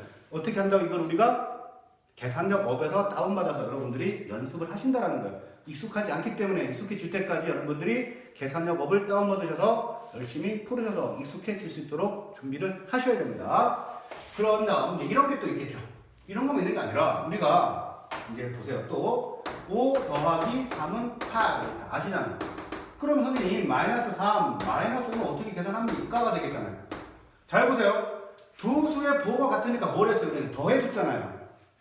얘도 마찬가지예요. 마이너스 부호가 다른 게 아니라 같으니까 부호가 같은 것은 어떻게 한다? 더해준다. 3 더하기 5는 뭐예요? 8. 그 다음에 그 부호를 따라간다. 얘도 부호가 같아서 더한 다음에 그 부호를 따라가니까 플러스가 된 거예요. 그 다음 마이너스 7, 마이너스 2. 아하 부호가 같네? 두 개를 더한 다음에 부호를 따라가니까 마이너스 9. 마이너스 6, 마이너스 4. 부호가 같네? 더해준 다음에 부호를 따라가니까 마이너스 6. 얘는 무슨 뜻을 갖고 있어요? 마이너스 6에서 마이너스 4만큼을 더해줬다 이런 의미를 갖고 있는 겁니다. 그래서 여러분들은 그냥 부호가 같을 때는 두 개를 더한 다음에 그 수의 부호를 따라가면 되겠군. 두 개를 더한 다음에 그 수의 부호를 따라가면 되겠군. 이렇게 되는 거예요. 그럼 정리를 합시다. 부호가 다를 때 어떻게 한다? 두 수를 빼준 다음 큰 수의 부호를 따라간다. 그 다음 부호가 똑같을 때는 두 수를 더해준 다음에 그 부호를 그냥 따라가면 된다. 이렇게만 정리해 놓으시면 여러분들이 자연스럽게 문제들을 다 해결할 수 있을 거라고 봅니다. 근데 또 이런 게 있어요. 책을 봤더니 뭐 이런 게 나오잖아요. 마이너스 2 마이너스 선생님 어떻게 해야 됩니까? 하는데 가로를 풀어줘야겠죠. 초등학교 때 뭐 했어요? 더하기 할 때 제일 먼저 가로부터 풀어주세요 이런 거 했잖아요. 마찬가지로 가로를 풀어주는데 마이너스와 마이너스가 가로에 이렇게 되어 있을 때는 얘를 항상 뭘로? 플러스로 바꿔주시면 돼요. 즉 마이너스 2 플러스 3 이렇게 바꿔놓고 부호가 다르니까 빼주고 큰 수의 부호를 따라간다 되겠죠. 그러니까 이런 문제들이 나오면 그러니까 눈으로 보지 마시고 이렇게 식을 변환을 시켜서 여러분들이 정확하게 답을 구할 수 있도록 하셔야 됩니다. 뭐 있잖아요. 5 마이너스 4 있으면 어떻게 하자? 얘를 부호 플러스로 바꿔주자. 그래서 9 이렇게 하시면 됩니다. 그러면 선생님 왜 마이너스 플러스가 되나요? 이 얘기는 곱셈 시간에 제가 한 번 더 설명드릴 테니까 일단은 마이너스 만나면 플러스로 바뀌어라는 것만 머릿속에 기억하시길 바랍니다. 그러면 또 어떤 게 있어요? 이런 게 있겠죠. 마이너스 3에 마이너스 플러스 5라는 건 어떻게 해요, 선생님? 마이너스 플러스가 만나면 마이너스가 돼요. 마이너스 플러스가 만나면 마이너스 3, 마이너스 5가 돼서 아하, 부호가 같으니까 더해주고 마이너스를 따라가면 되겠네 이렇게 되는 겁니다. 그러니까 이런 것들이 나올 때는 머릿속에 생각하지 마시고 여러분들이 아직까지 완전히 익숙해지기 전까지는 이렇게 식을 써서 여러분들이 답을 구할 수 있도록 하셔야 정확하게 답을 구할 수 있어요. 7 마이너스 플러스 6 이러면 7 마이너스 6 아까 부호가 다르니까 706은 뭐 그렇게 하지 않아도 1이라는 건 다 아니까 답을 이렇게 쓰시면 되겠습니다. 그런 다음 정수의 덧셈과 뺄셈은 이렇게 이루어지는데 선생님 여러분들이 초등학교 때 가장 많이 계산하는 것에서 계산을 하는 데 있어서 가장 많이 고생했던 게 뭐예요? 분수의 계산이잖아요. 분수의 계산 3분의 2 더하기 5분의 1 이런 거 어떻게 계산할까요? 초등학교 어떻게 했습니까? 부수 분모끼리 곱하고 x자로 곱하세요 라고 되게 이렇게 많이 가르쳤고 많이 배웠을 거예요. 그대로 하시면 됩니다. 그대로 그냥 3 곱하기 5인데 3, 5, 15 5 곱하기 2니까 10 3 곱하기 2니까 3이 돼서 15분의 13 여러분들이 이렇게 풀었죠. 이렇게 풀었습니다. 똑같이 푸시는데 이런 거가 있어요. 마이너스 4분의 3 더하기 5분의 2가 있으면 어떻게 풀까요? 선생님 푸는 방법은 똑같습니다. 4 곱하기 5니까 20 이렇게 곱하고 이렇게 곱해주는 거죠. 그런데 5, 3, 15인데 뭐가 있어요? 마이너스가 따라가자고 했죠. 마이너스 5, 3, 15 그 다음 4 곱하기 2니까 플러스 4, 2, 8 29분에 부호가 다르니까 어떻게 한다? 뺀다. 맞죠? 빼니까 7 큰 수의 부호는 마이너스니까 마이너스 7 이렇게 쓰시면 돼요. 이게 정답 이렇게 되는 겁니다. 그리고 또 이런 것도 있어요. 마이너스 5분의 4 마이너스 6분의 5 이런 것들은 어떻게 해야 될 거 선생님? 뭐 어떻게 하랬어요? 이렇게 있으면 일단 마이너스 5분의 4에다가 플러스로 바꿔주고 이제 계산하면 되겠네? 5, 6에 30 마이너스가 있으니까 6, 4, 24 마이너스 24 더하기니까 25 따라서 이거의 답은 30분의 1을 이렇게 하시면 되겠죠. 또 다른 거 몇 개 더 해볼게요.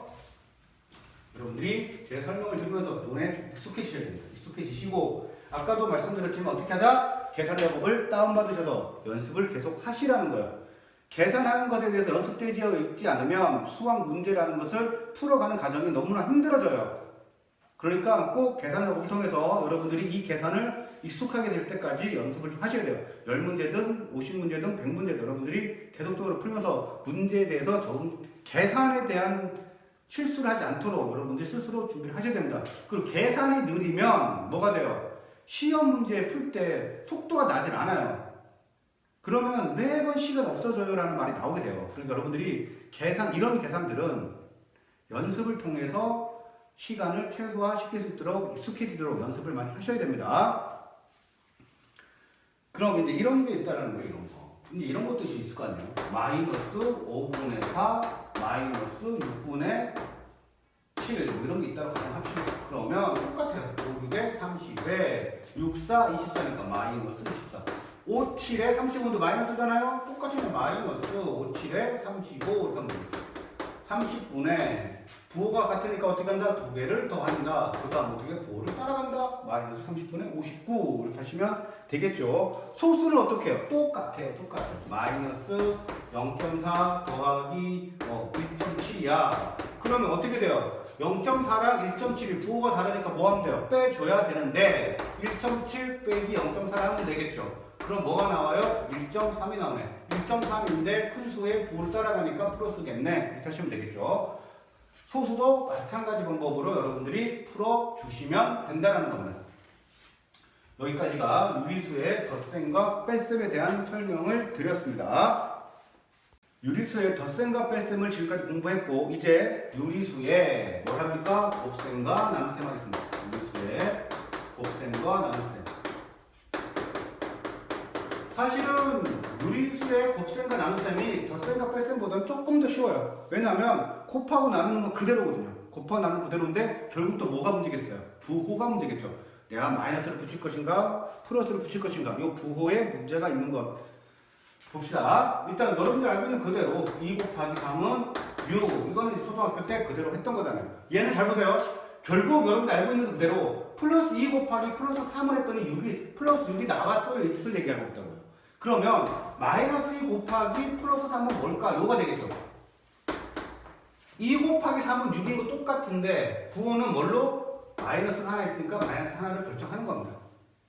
그러면 마이너스 2 곱하기 마이너스는 뭐가 돼요? 2, 3은 6인데 마이너스가 2개니까 플러스가 되는 거예요. 그러니까 여러분들은 여기서 뭘 정리할 수 있어요?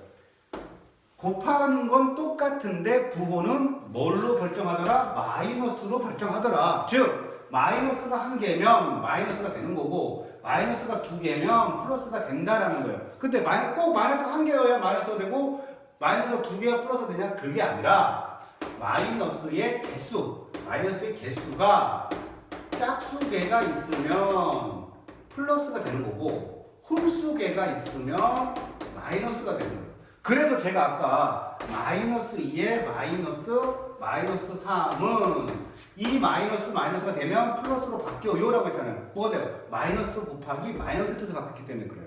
그래서 얘는 플러스로 바뀌어서 마이너스 2 플러스 3은 1입니다 라는 답을 우리가 구하는 것처럼 마이너스가 짝수개 2개 이상 2개, 4개, 6개, 8개가 있으면 뭐가 된다? 무조건 플러스가 되고 부호는 홀수개가 있으면 무조건 그 부호는 마이너스가 된다라는 것만 기억하시면 돼요.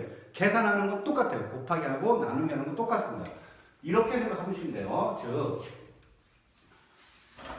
마이너스 2 곱하기 마이너스 1 곱하기 마이너스 1은 뭐가 될까요? 라고 하면 일단 2 곱하기 1 곱하기 1은 2잖아요. 마이너스가 몇 개? 하나, 둘, 세 개 홀수기가 있네? 마이너스가 되겠네. 그 다음에 마이너스 5 곱하기 마이너스 2 곱하기 마이너스 1 곱하기 마이너스 1이 있다. 그러면 5 곱하기는 10, 10 곱하기도 10인데 마이너스가 몇 개? 하나, 둘, 셋, 네 개 짝수가 있으니까 플러스 10이겠군 생각하시면 되는 겁니다. 어렵지 않아요. 마이너스의 개수가 결국 뭘 결정한다? 부호를 결정한다. 마이너스가 홀수기가 있으면 마이너스가 짝수기가 있으면 플러스가 된다는 것만 기억하시면 어렵지 않게 여러분들이 풀 수가 있습니다. 그 다음에 그러면 거듭제곱에 대한 계산들은 마이너스가 또 어떻게 해야 돼요? 똑같아요. 마이너스 2의 세제곱 그러면 뭐가 돼요? 마이너스 2를 몇 번 곱했다? 3번 곱했다. 마이너스 2 곱하기 마이너스 2 곱하기 마이너스 2 즉 2 곱하기 2 곱하기 2니까 뭐가 돼요? 8이 되는데 마이너스가 몇 개? 하나, 둘, 세 개. 마이너스가 3개 있다는 뜻이니까 마이너스가 되는 겁니다. 즉 가로 안에 있을 때 거듭 제곱은 항상 어떻게 마이너스와 2의 영향을 미친다 이렇게 되는 거예요. 그래서 여러분들은 이걸 계산할 때는 그냥 마이너스 3개니까 마이너스겠군 2의 세제곱이니까 8이겠군 이렇게 계산하실 수 있어야 돼요.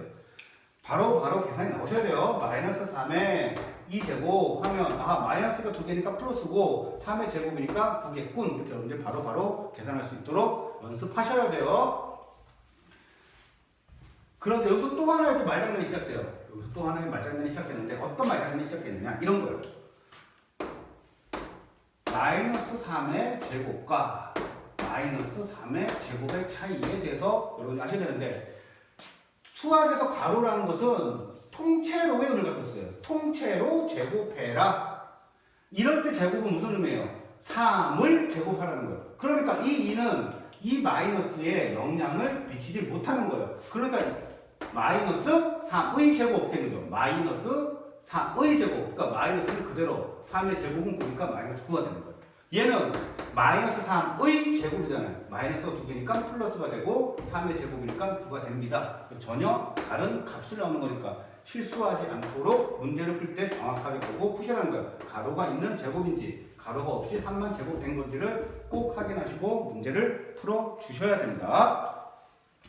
그 다음 이제 분배 법칙이라는 게 있어요. 분배 법칙.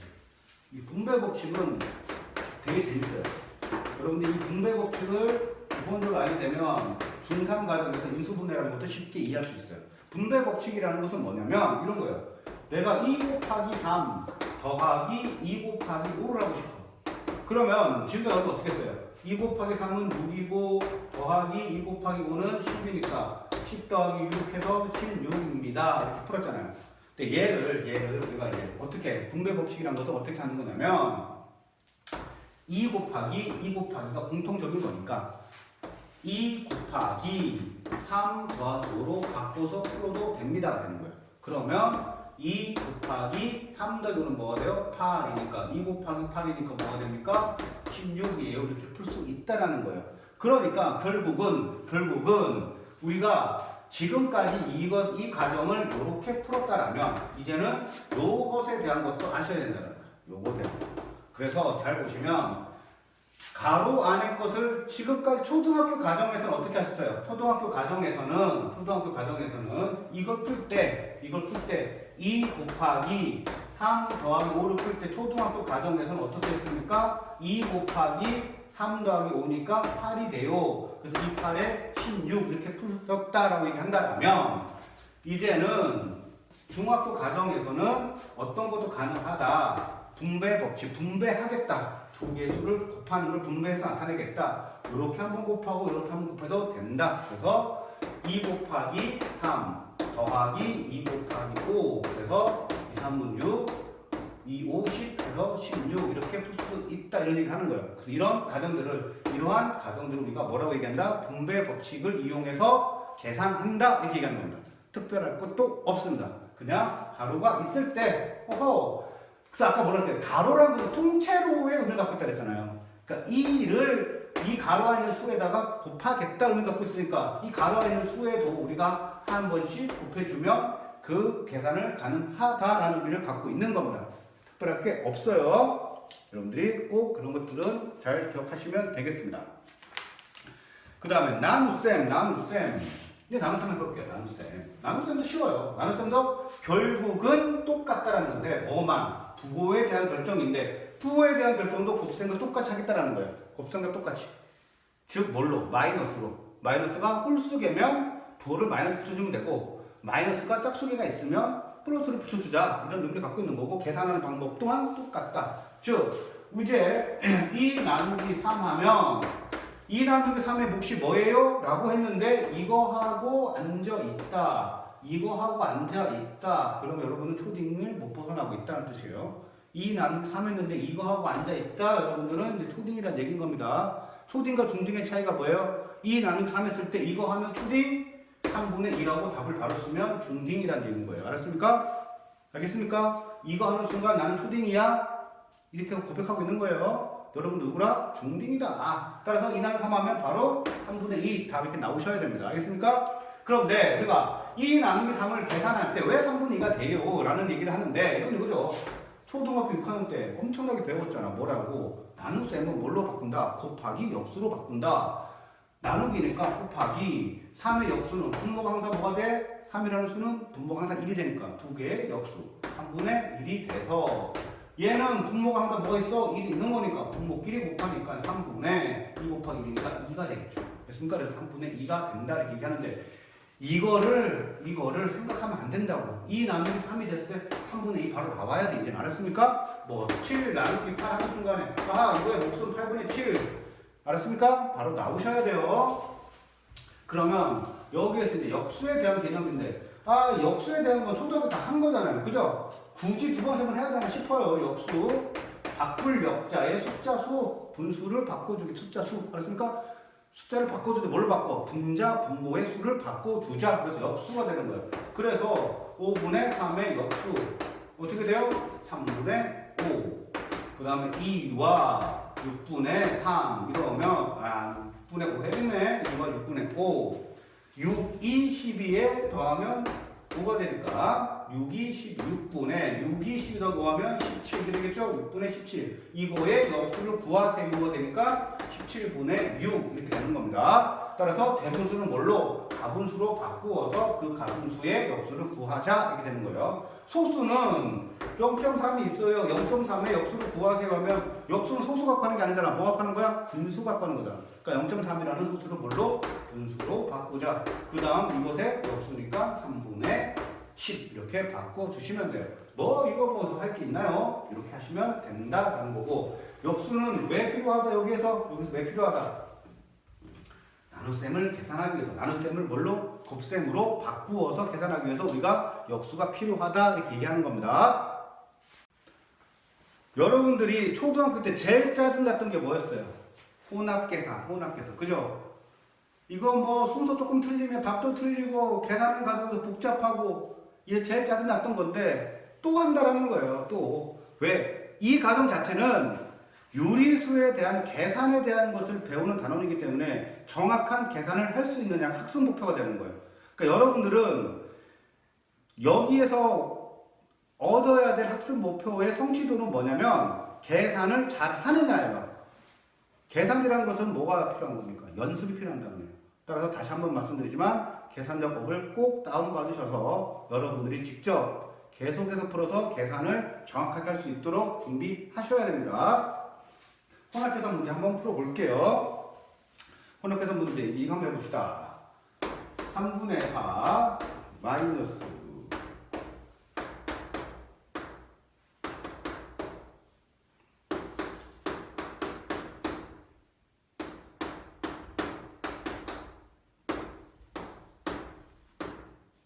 해봅시다. 이거 계산하세요. 보고도 짜증나네요. 근데 할 수 있어요. 특별히 어렵진 않다는 거죠. 원칙만 지키시면 돼요. 원칙이 뭐예요? 가로 안에 걸 먼저 풀어주고 곱셈과 덧셈이 있으면 곱셈을 먼저 한다. 맞죠? 요것만 여러분들이 원칙만 지켜주면 돼요. 일단 계산순으로 한번 뽑아볼까요? 요 가로에 있는 거 얘를 먼저 해야겠죠? 그 다음에 곱하기를 하겠네요. 그 다음에 뭘 해야 돼요?